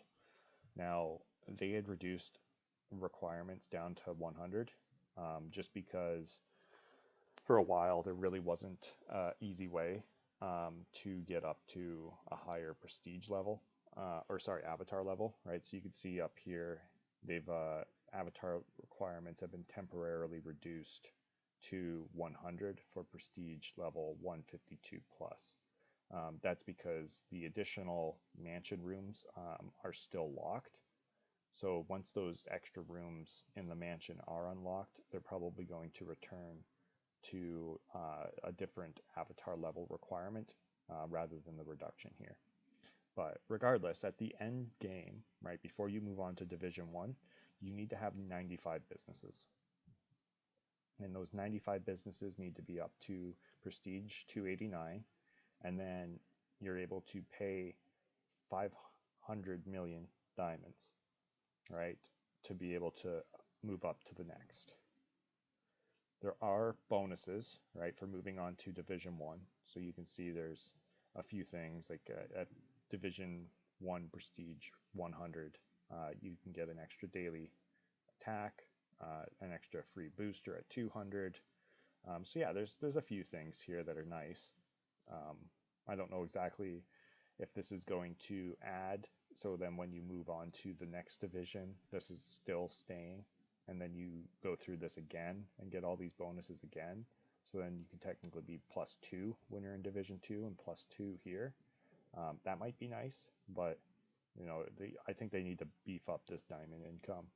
Because what happens is when you move on to the next division, right, you pay this 500 million to move on, to move a business up to the next division, but then it also doubles everything. Like it doubles the diamond cost for prestige. All right, so I don't know if we yeah, there's nothing in here that shows it, but essentially, right, so when you're on, let's go back to my first land, right, so upgrade prestige, this is normally, actually, can we just go and look at this one? Yeah, okay, so this 12.5 mil, right, it would then be doubled to 25 million diamonds, right, to be able to upgrade the prestige. And then also all of the leveling requirements, right, so the diamonds you pay as you level this up also gets doubled, right? So essentially this, which is I think is like normally 36 million diamonds, becomes a 72 million diamond business to increase each prestige within the next division. And then division 2, it's going to double it again, right? So it is an extremely um, effective way of slowing down the whales, I guess. People that are really running away with the prestiges, this is going to really slow them down because they're not really getting that significant of an increase in diamond generation during the increase in their division. So now it just becomes even longer, right? So that's why you'll see if you do see any top players, typically they've got a lot of just rares. They just run rares and and cool cats, right? Lots of times it's just resorts. So as many resorts as they can on their first two lands, and then pretty much the rest is just like cool cats, right? And that's because cool cats are the cheapest, the cheapest common to level up.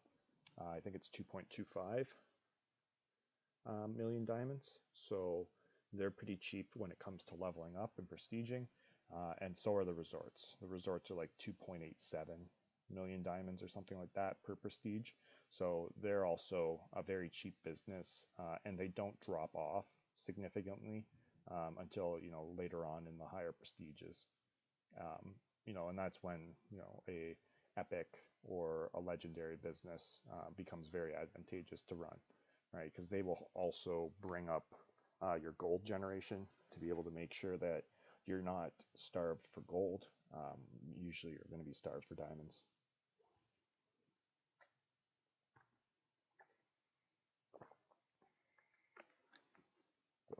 All right. What do we got? A couple more minutes, and then we got another, yeah, so 12 minutes. I'll send out the last round of attacks here, see how we do, and then I'm probably going to end the stream. So I don't know if anybody's still left here or not, but I mean, I appreciate anybody that tuned in, and if you tune in for the recording, hopefully you found some interesting and I guess worthwhile information within here. So we'll see how that all pans out. But yeah, definitely appreciate anybody that made the time on a Sunday to stop by and check out the stream. If you do have any other questions in regards to the game, definitely type them in the comments. I'll try to answer them before the end of the stream. And then, yeah, we'll probably end it just shortly after 6 p.m. here. I don't have any more daily spins left. Otherwise, I'd do a couple more daily roars. But maybe we'll take another quick look at the market here, see what else is going on. Let's see what we got for uncommons in the auctions. So nothing screaming good deal right now to me. I mean, I guess I could arguably purchase a couple of these cyber bazaars if I'm really looking to increase my quality on my cyber bazaar. But I don't really see that's a little expensive to me, right? Because like you could easily purchase. I'm pretty sure I saw a couple over here. No, maybe not. Yeah, I guess the cheapest one right now is 2. So 2 and 2 together. I guess that's how they priced them for 4. Let's see if we go to market. Right. So normally when I'm pricing a business, what I like to do is I check the market first for the business that I want to price, right?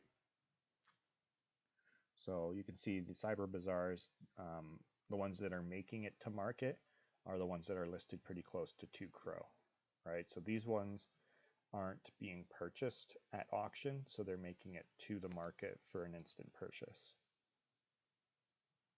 So yeah, it seems like anything below 2,000 vouchers or 2 crow is being purchased.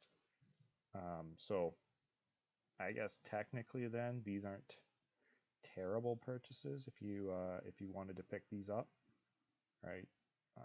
They might get picked up before the end of the auction. As of right now, it doesn't look like they're really getting that much attention, but you never know. So that's sort of how I price things in the market, right? I will look at first the market value, then I'll look at the auction to sort of see what people have placed at the auction.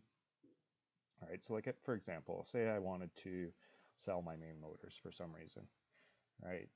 I would open up both tabs to Epic. We've got a decent amount of epics here, so let me just type in Prestige 100 just to sort of get an idea of where we're at for P100s. So yeah, a quality 2 here, it made it to auction. Quality 2 here made it out of the auction. This is probably the closest like for like. So mine being almost P190. Let's see if there is a P190. Yeah, nothing. So yeah, this would be the closest. I mean, if I were to list my P190, I would probably put it at like 1 million, right? Because it is a Q3, so it's better than this one by whole quality. Plus, it being an extra almost 30 prestiges higher should warrant a little bit better of a price on it. But let's just take a look and see what's on auction currently. Yeah, so there's nothing really on auction to make a like for like simile here. There's nothing for space that's above, like, what is this, 2? Yeah, so you've got a couple Prestige 2s, a Prestige 4. So yeah, there's nothing really well to base it off of. So then you have to, base your pricing off of the market. So what's made it to market. So this would be my best sort of indicator of a price that people are willing to not pay, I guess, for main motors. So at 133, 2-star, it made it all the way through the 24-hour auction when they were asking for 650. I personally don't think this is a bad price. In comparison, this is probably a better business. It is 12 business or 12 prestiges lower, but it's still cheaper. It's actually one of the cheapest epics aside from the Museo. So, it would be a little bit easier to run with. But, even then, like, I mean, if this was at 300 or lower, I might even just purchase it. At 478, I'm sort of hesitant.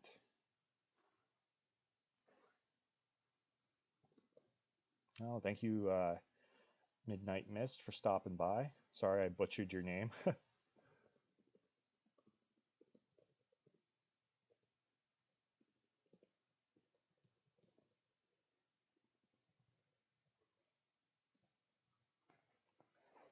But yeah, appreciate you stopping by. Appreciate the support. If you do have any questions, I mean, feel free to tweet at me and I'll try to get back to you. Discord's probably easier. I do check Discord a bit more. Yeah, these are pretty expensive. I mean, this is nice. This is a really nice business. I just don't think it's 1.99. Right, that's 2,000 crow right there. So, 2,000 crow. Let's just type that in right now, and you'll see. I think it's like close to $300. Yeah, well, I guess we're on a good dip right now, coming down a little bit, but yeah, $269. So yeah, it's that's expensive. Personally, I hope to have one of these one day, but I'm hoping to increase this one's quality so that it's that. Um, we'll see. I mean, again, like I was saying earlier, like even if you want to check out on the market here, your Museo de Leon are usually more expensive than your rest of your rares here, or sorry, the epics. right? So the epics, there we go. Yeah, so 69. Actually, no, let's just look at all of them so you can kind of see what I'm talking about, right? So usually your cheapest businesses are going to be your main motors and your banks, right? Those are typically the ones that people sell off. And you'll see if we can find, there we go. So yeah, the cheapest Museo, right, is like twice the amount of the cheapest main motors and bank, right? Like you can get a 2-star main motors for cheaper than you can get a 1-star zero prestige museum. So they are the more sought after. So if you do get a museo, you've kind of hit the RNG jackpot, if you ask me. They are really nice to own. I had to buy mine as well. I don't get very good luck when it comes to blueprints. So unfortunately, yeah, I had to purchase my museum, but it was a good purchase. I'm happy that I did grab it. All right, let's see. We should be almost there. 3 minutes left. Let's just take another quick look then. So one of the other items that I am looking for, I mean, we'll go to market, see. I know we did take a look at the legendaries already. I'm just curious to see what we're looking at for Apex. Okay, so a P1, or sorry, P0 and a P1. All right, so pretty expensive. Now this is obviously nice because it's a quality 2. I don't know though if it's that nice. Let's see what we've got for auctions. Right, like, cause like the difference in the pricing here, like an extra 100 crow and you can get a quality 3. That just makes more sense to me, and even like down here, 2-star, right? Being able to pick this up would be a lot nicer, right? Than trying to purchase something like this 2-star. What else do we got? Yeah, not much else. I mean, that's definitely not worth 2 million. I don't know what that person's thinking, but this is a decent price. All right, like if you're looking to get an Apex, that seems about right, and I'm surprised that didn't sell at auction. Let's go take a look and see what actually is available on auction. Probably not very much. Yeah, so that's way overpriced in comparison to that other one, right? Like if we flip back and you look, like if you didn't purchase this, right, at like 800 crow for a 110, 50 less crow for P2, and it's not even a quality 2. Like this isn't going to sell. This is going to from auction, and it's going to be sitting in inventory on the market for a long time, I would assume, right? In comparison to this one. This one's going way before that other one. And I like the color scheme on this one a lot better too, right? The blue with the red, I think looks really, really nice. Not as nice as mine. I'm glad I was able to pick this one up. I like sort of purple with the blue. Yeah, I really like this Apex style. But the red also looks nice with the blue. So, if I was looking to purchase, I'd be purchasing that one at 800 crow over the other one at 750. Because one, it already being at 110, like if you're below 110 prestige, that thing's just going to be making money for you every day, right? Like you just sit there, put that on your land, and you never have to worry about prestiging it up until you hit P110, right? And then once you hit P110, it's still going to be your lead business. Like that thing has a really good spot on your first land. No ifs, ands, or buts. Okay. Just about there. Of course, I forgot to equip all of my tools back on, so this, like I said, the one downfall of it. I'm a little better when I'm not talking, at sort of keeping track of re-equipping it, but let's see. All right, so they're coming back in. Let's see. 110. Any closer to...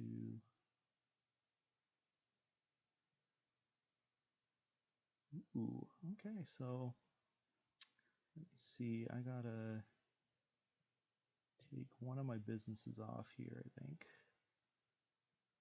Into inventory. Let's just remove both of these. 115, 154. Perfect. All right. So this is going to drop me right between those two. So hopefully sooner rather than later, it is going to have me right in between them, and I can hit kaboom boom really hard. Get hit by Savannah Bandit. Okay, so he is hitting me for a few attacks here, which is all good.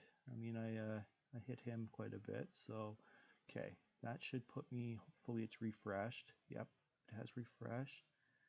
Kaboom. Alrighty. So now we're able to attack him. It's a 95% chance, which is a lot nicer. So hopefully I'm able to get some decent hits on him. Blocked, of course. That was a bad roll anyways, so let's see. Hopefully we can get a good hit. Wow, that was surprised that got blocked.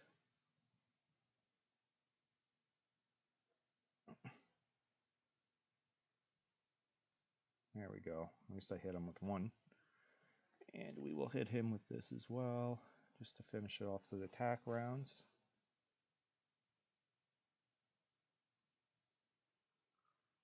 Oh, what's going on, Gary? Just sending out a few attacks here. Now, of course, now I'm under full attack. Well, I guess this is what I get, right? You start attacking, expect attacks back. It's all good. All right, so done equip.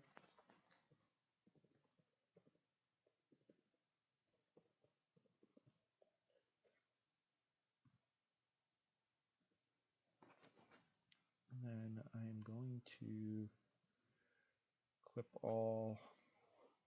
Let's make sure. Oh yeah, I guess I already did boost that. Okay, so no, I got nothing I can do then to quell these attacks, unfortunately.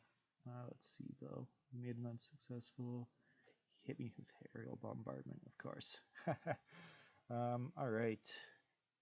Good, and it didn't lock me up, so I can drop these back.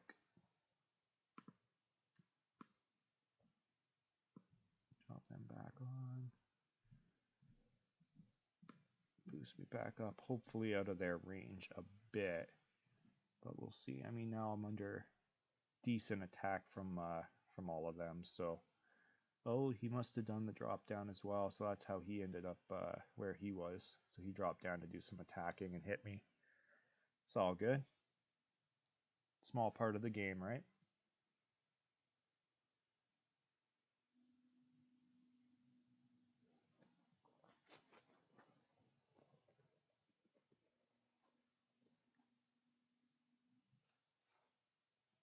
Alrighty. Well, I mean, that was basically all I can really do now, right? So now I have to wait again until we get the last of these generated. Actually, let's see. Maybe I can... Yeah, no, there's nothing else I can hit him with. I already hit him pretty hard, so really the last one is basically kaboom that I can really get within range on, just for these last two attacks. And then I think outside of that, maybe, yeah, I guess technically I could hit him for a 50%, but I think I'm just going to hold on to the attack at this point.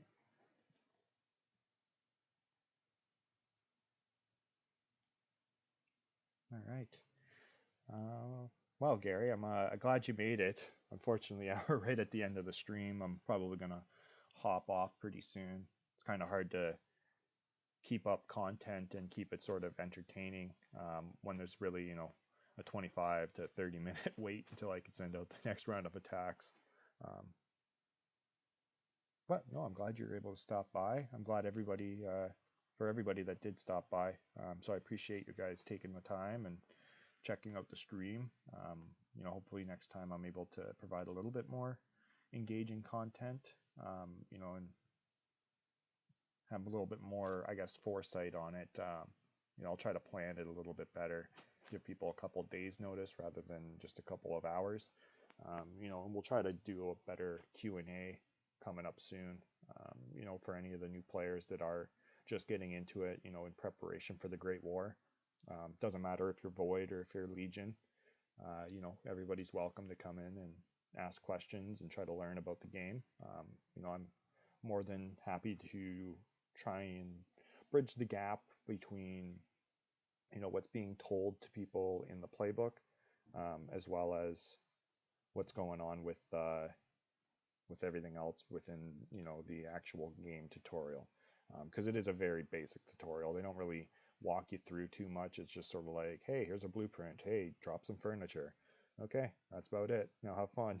Right? So it can be difficult when you do get started to really figure out how to progress fastly or quickly within the game.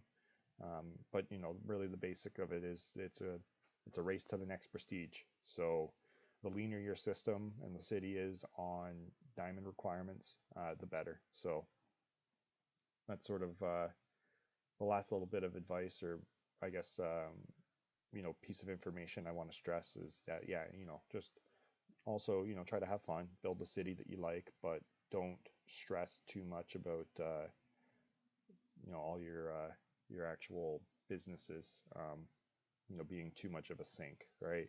To me, I like to try and have one of each. That's sort of the route that I'm going. I don't have a bank yet, but I am working on my Apex.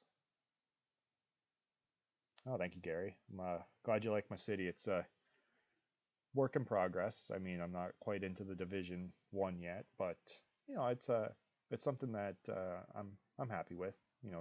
It's one of each business, and got my nice Q6 here finally. And this one I'm going to work on getting up to quality 4. I got the businesses, just don't have the diamonds yet, so that'll come with time.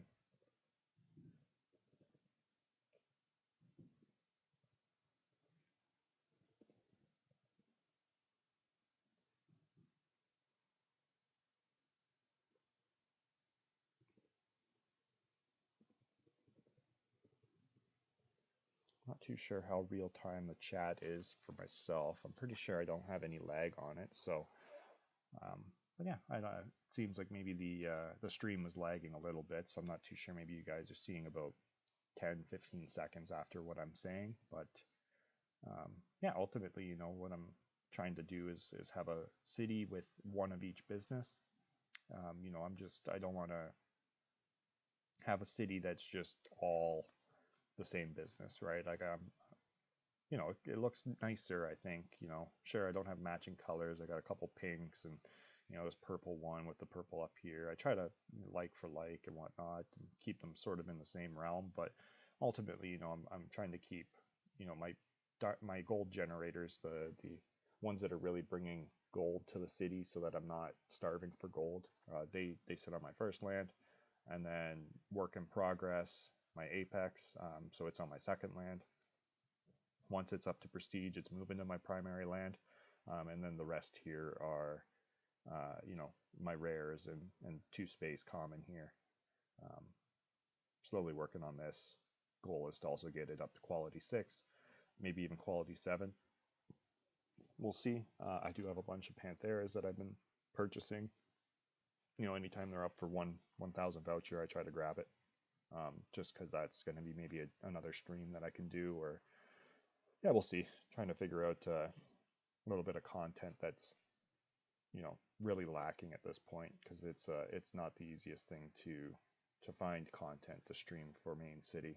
And I know a lot of people also don't like to stream or even really show pictures of their city, primarily because everybody likes to keep their diamond rate secret. For me, I mean, sure, whatever.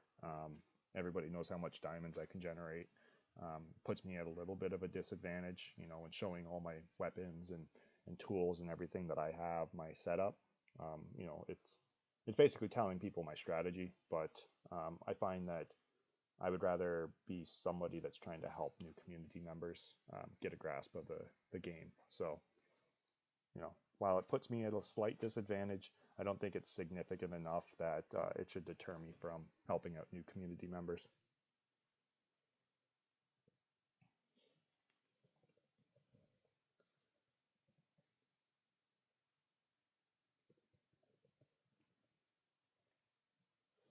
Thank you, Gary. Yeah, it's now that I've started on getting my LL Sports up, but I can't find any LL Sports for sale anymore. It's like people realized, ooh, they're merging, so let's put the price up. You'll pay. But no, I usually only buy them when they're, at the base. When it's 1,000 vouchers, I'll pick it up just because I know that's the cheapest you can sell a business for. So you might as well grab it.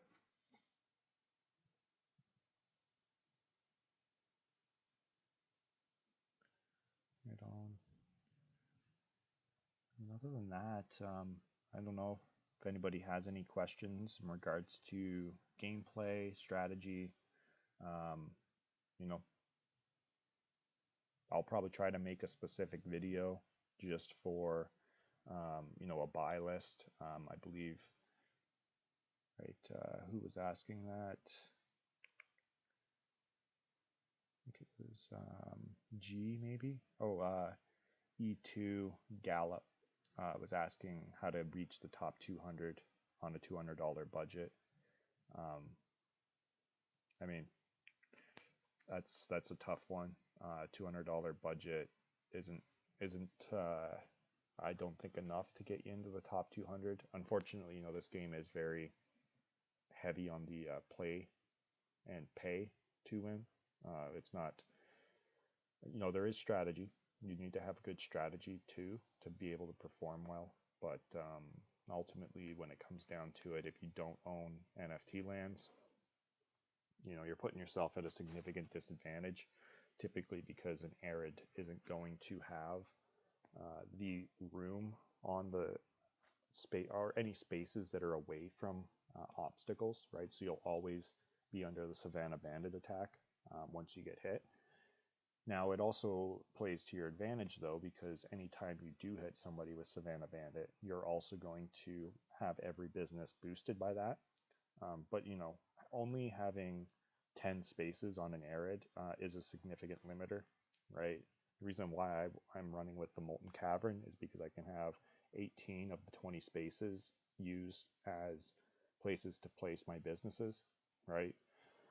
So to me, it helps out because the big thing for myself is you want as many businesses on your first land generating at full capacity, right? Because as you move down the lands, you get more diminishing return, right? So these slowly reduce, right? So land multiplier, um, it reduces the amount of income that your city or the businesses on your second land will generate, right? So if we go to the last land that I have stuff placed on, you'll see that minus 62 with a minus land multiplier of minus 444%, right? So for the most part, they don't really produce much.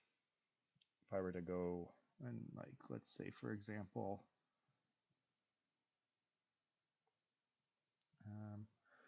let's just, do I have anything here? Just take this guy, place him right there. So he shouldn't be under any attacks other than Veil of Venom, right? And so, yeah, it's still pretty significant land multiplier. That's kind of weird that it's showing 376 on my last land, but on my sixth land, it was actually showing 444. So might be a visual bug, but ultimately, the reduction in your gold income is pretty significant the further down your land list you get. That's why you want to make sure that you have your primary land filled with your best businesses. All right, well, let's see if I can roll better on those. So let's go and unequip all my tools. Now that I'm under attack again, I might as well get my defenses up.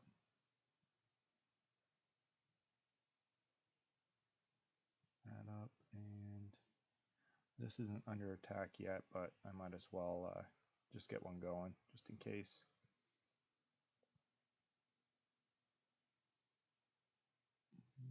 Gigabit Guardian. So I end up rolling on it, 165, and that was a really bad roll on my aerial bombardment defense. That's why I dropped so much. Yeah, so now I've got a -8, whereas before I had, I think it was like a -3. So Yeah, that was a really bad roll on my defenses, but oh well, nothing you could do about it. Would be kind of nice if they did give you an option to maybe like re-roll for diamonds, because now I'm stuck with a 5% defense for what is it, like 8 hours? Yeah, so I have 8 hours of defense at 5% when I can roll a lot higher. Like I can get upwards of like 16. So this is like the very low end of my defense roll. So it is a little bit disheartening now that I'm sort of stuck with this for 8 hours. It would have been nice to be able to hit a higher roll, or when you get a low roll like this, can I, spend half of the diamonds to re-roll again and see if I can get a better roll? Because yeah, now being stuck with this for 8 hours, I mean, this one hurts a lot more. I mean, ultimately, I could have had closer to 240. This is also medium range for me, but it's 8 hours of defense. So if I get hit with the malware maelstrom, people can hit me for like 240. So I'm going to have almost close to a minus 100% on it just from an attack. But you can boost, right? So put a booster on like this to increase it, and you can also attack people, right? So you can see on my list there of attack income bonuses, I've got about 394% booster from malware. So yeah, I mean, this is about the highest I've ever seen a boost on my business, which is pretty nice. It's almost one full prestige actually. Once you get to 1,000, it's like basically generating at the next prestige. All right, on. So yeah, Gary, you got a piece or a Q6 as well, and a Q5 diner. Oh yeah, I remember you posting about your 5-star diner. That was pretty sweet. Working soon. Have a few Leos and Lions dens at Q3. Nice.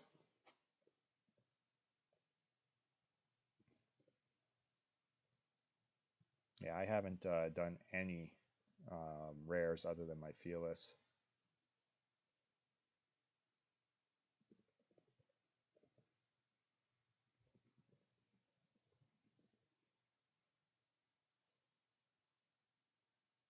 Now, typically I don't get attacked a lot. I think I'm being attacked now because I've been pestering these two over the live stream here, and a little bit leading into it, just testing out some weapons and some different methodologies. But normally, not too many people are sending out attacks in normal mode. The odd time you'll get one person that's pushing hard, kind of like what I'm trying to do right now, push and climb the leaderboard a bit. Um, I mean, seeing Crow Shofu, what is it, Crowfu?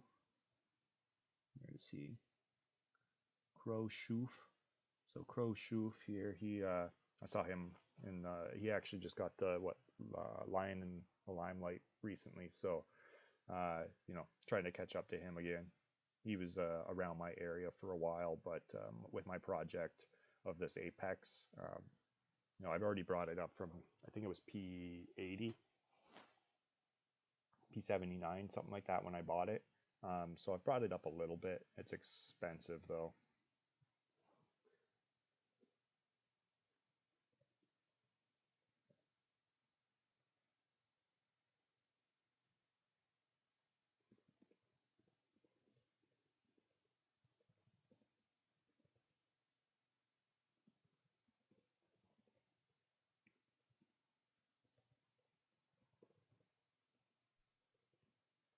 But yeah, it's pretty quiet in the 110s.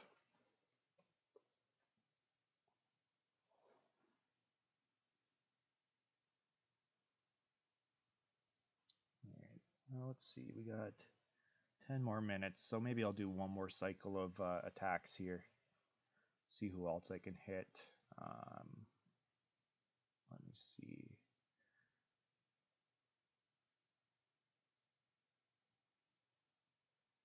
So yeah, maybe I'll try hitting him.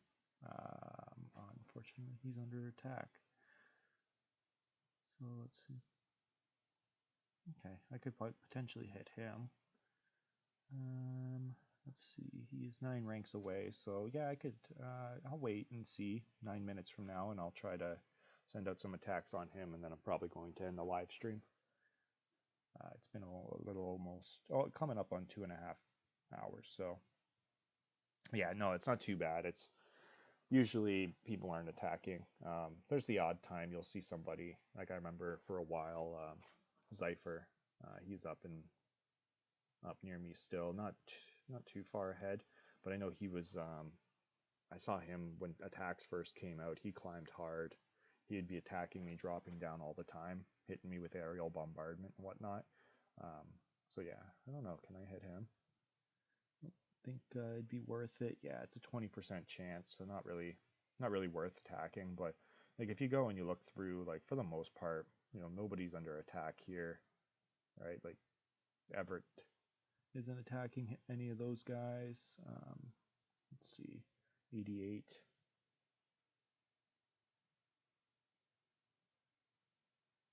Yeah, so a lot of people aren't sending out attacks, as you can tell. Most people are not under attack. Let's see if any of the Legion. Yeah, none of the Legion are under attack either. So I guess he's got a Veil of Venom against him. So a little bit, but who knows? Doesn't seem like it's a heavily used feature unless people are testing out stuff. Yeah, no, the Apex is so expensive.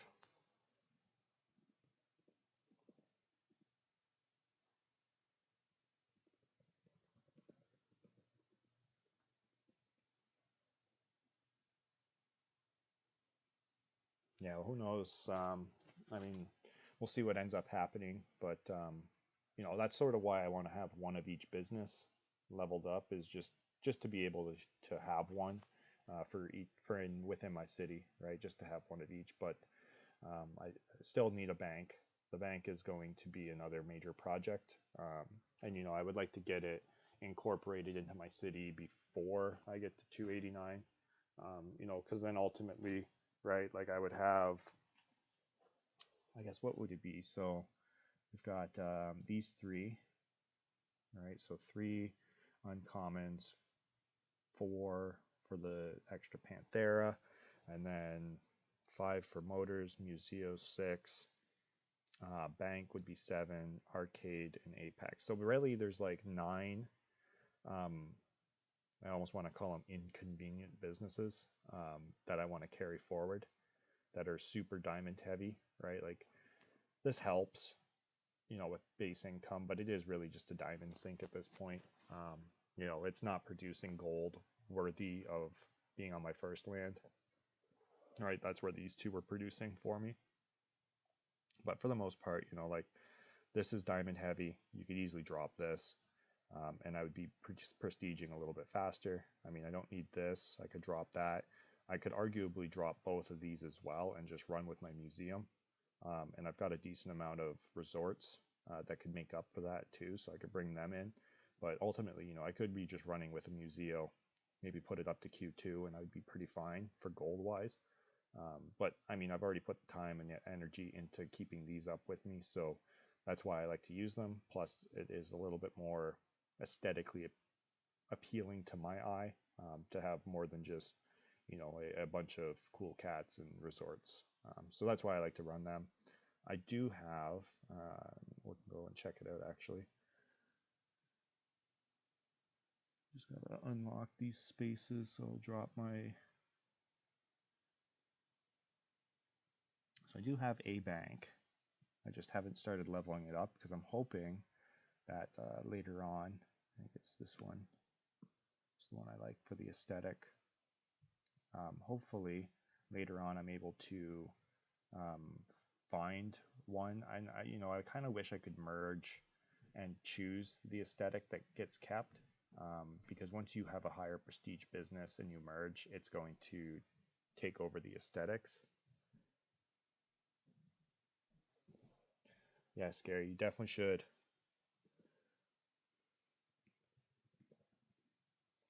You should get that one up to Division 1. That would be epic.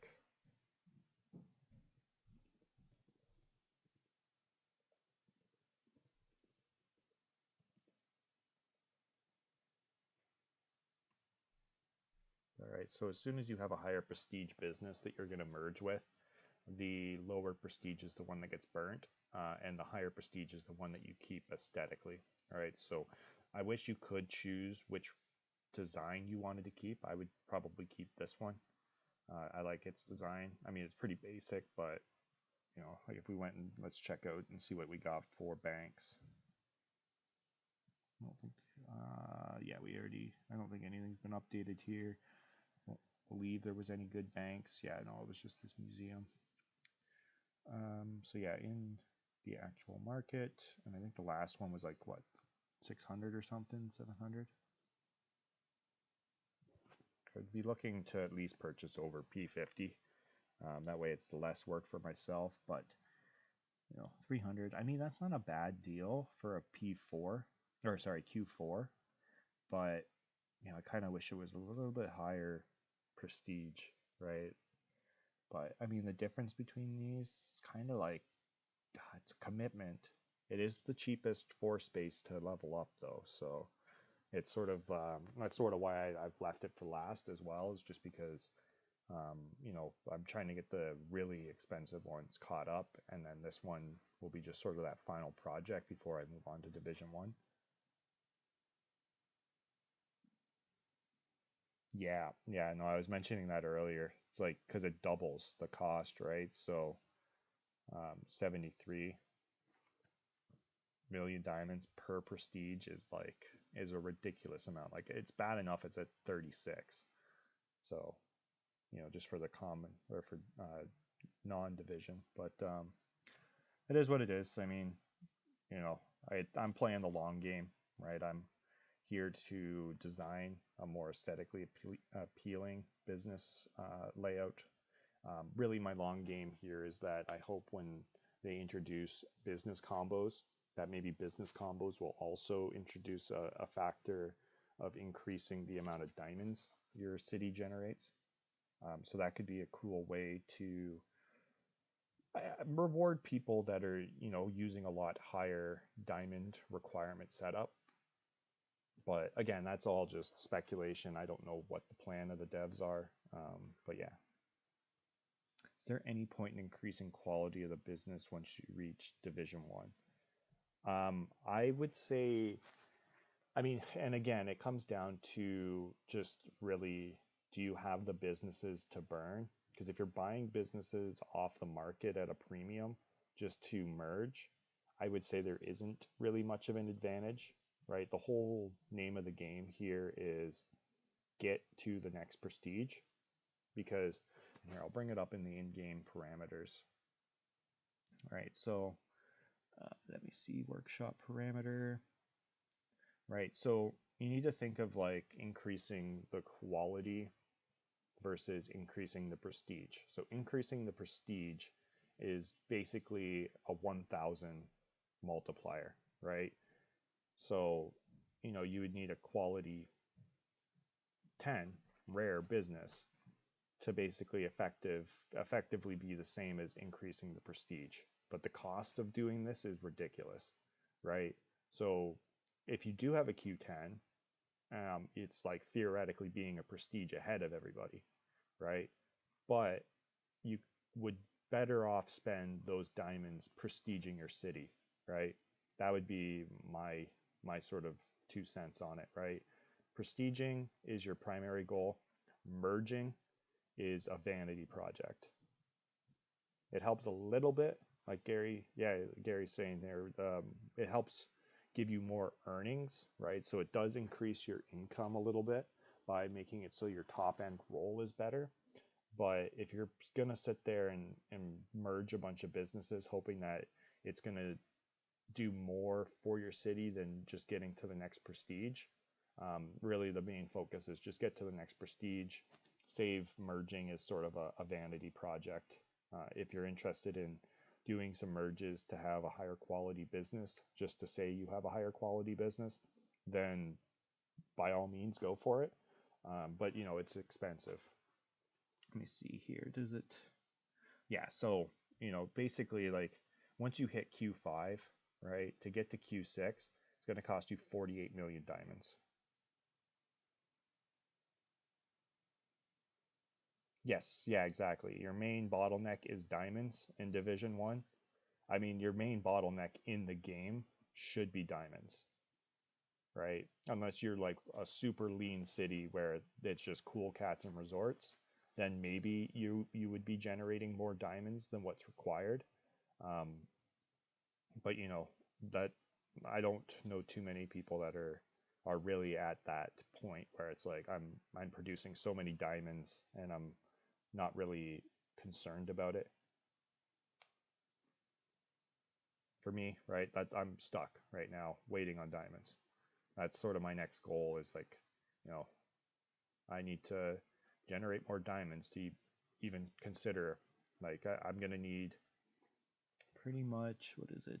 I think I did everything on this land. So yeah, So now I have, what is it, 16,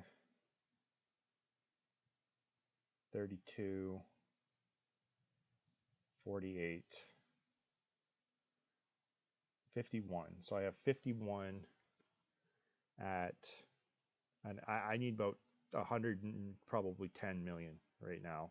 So I need probably another 100 million diamonds to be able to upgrade just all my uncommons, or sorry, all my commons to be able to even then upgrade for, I think it's like 11 million my arcade, or 10 million whatever it is for my main motors. So yeah, like at 51 businesses times, I think the average is 2.55.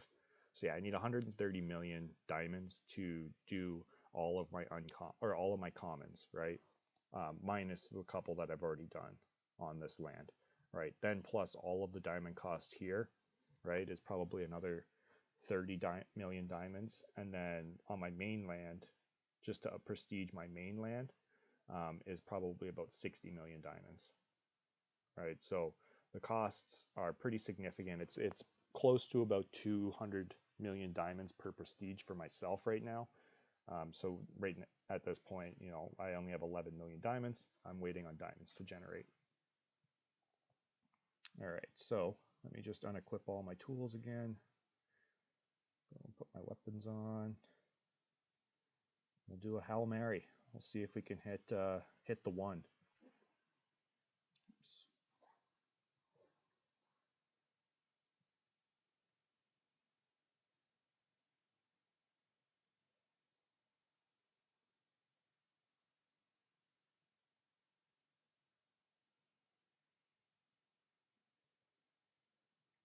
All right, he's just within range, I think. yeah. So let's hit him with the kingpin first. See, because if I can hit him with a good kingpin, this could potentially bring him down to my income level. Of course, it misses.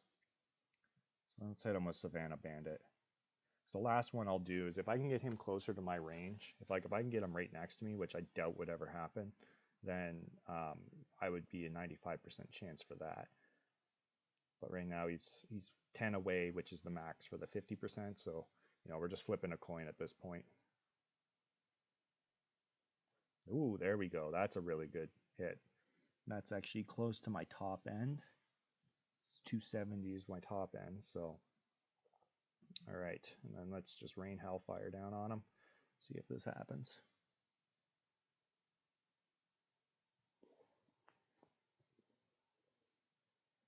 Of course, missed that as well.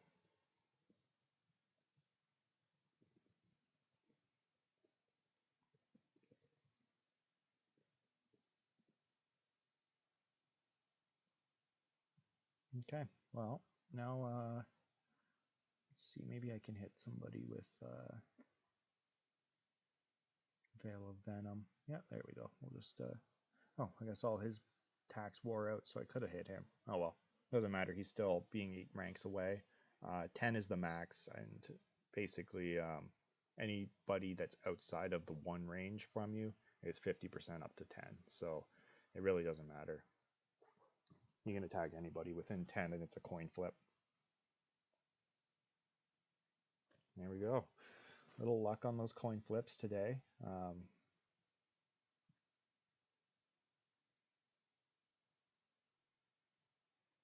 Oh, Kwaka Flocka. How's it going? Welcome to the live stream. Thank you for joining. Unfortunately, though, I do need to go make some dinner, so it is time for me to sign off. So thank you, Q, for some interesting questions, and thank you, Gary, Waka Flocka. I know DJ was in here earlier as well. Um, yeah, Midnight Mist, Data or Datu Lupu.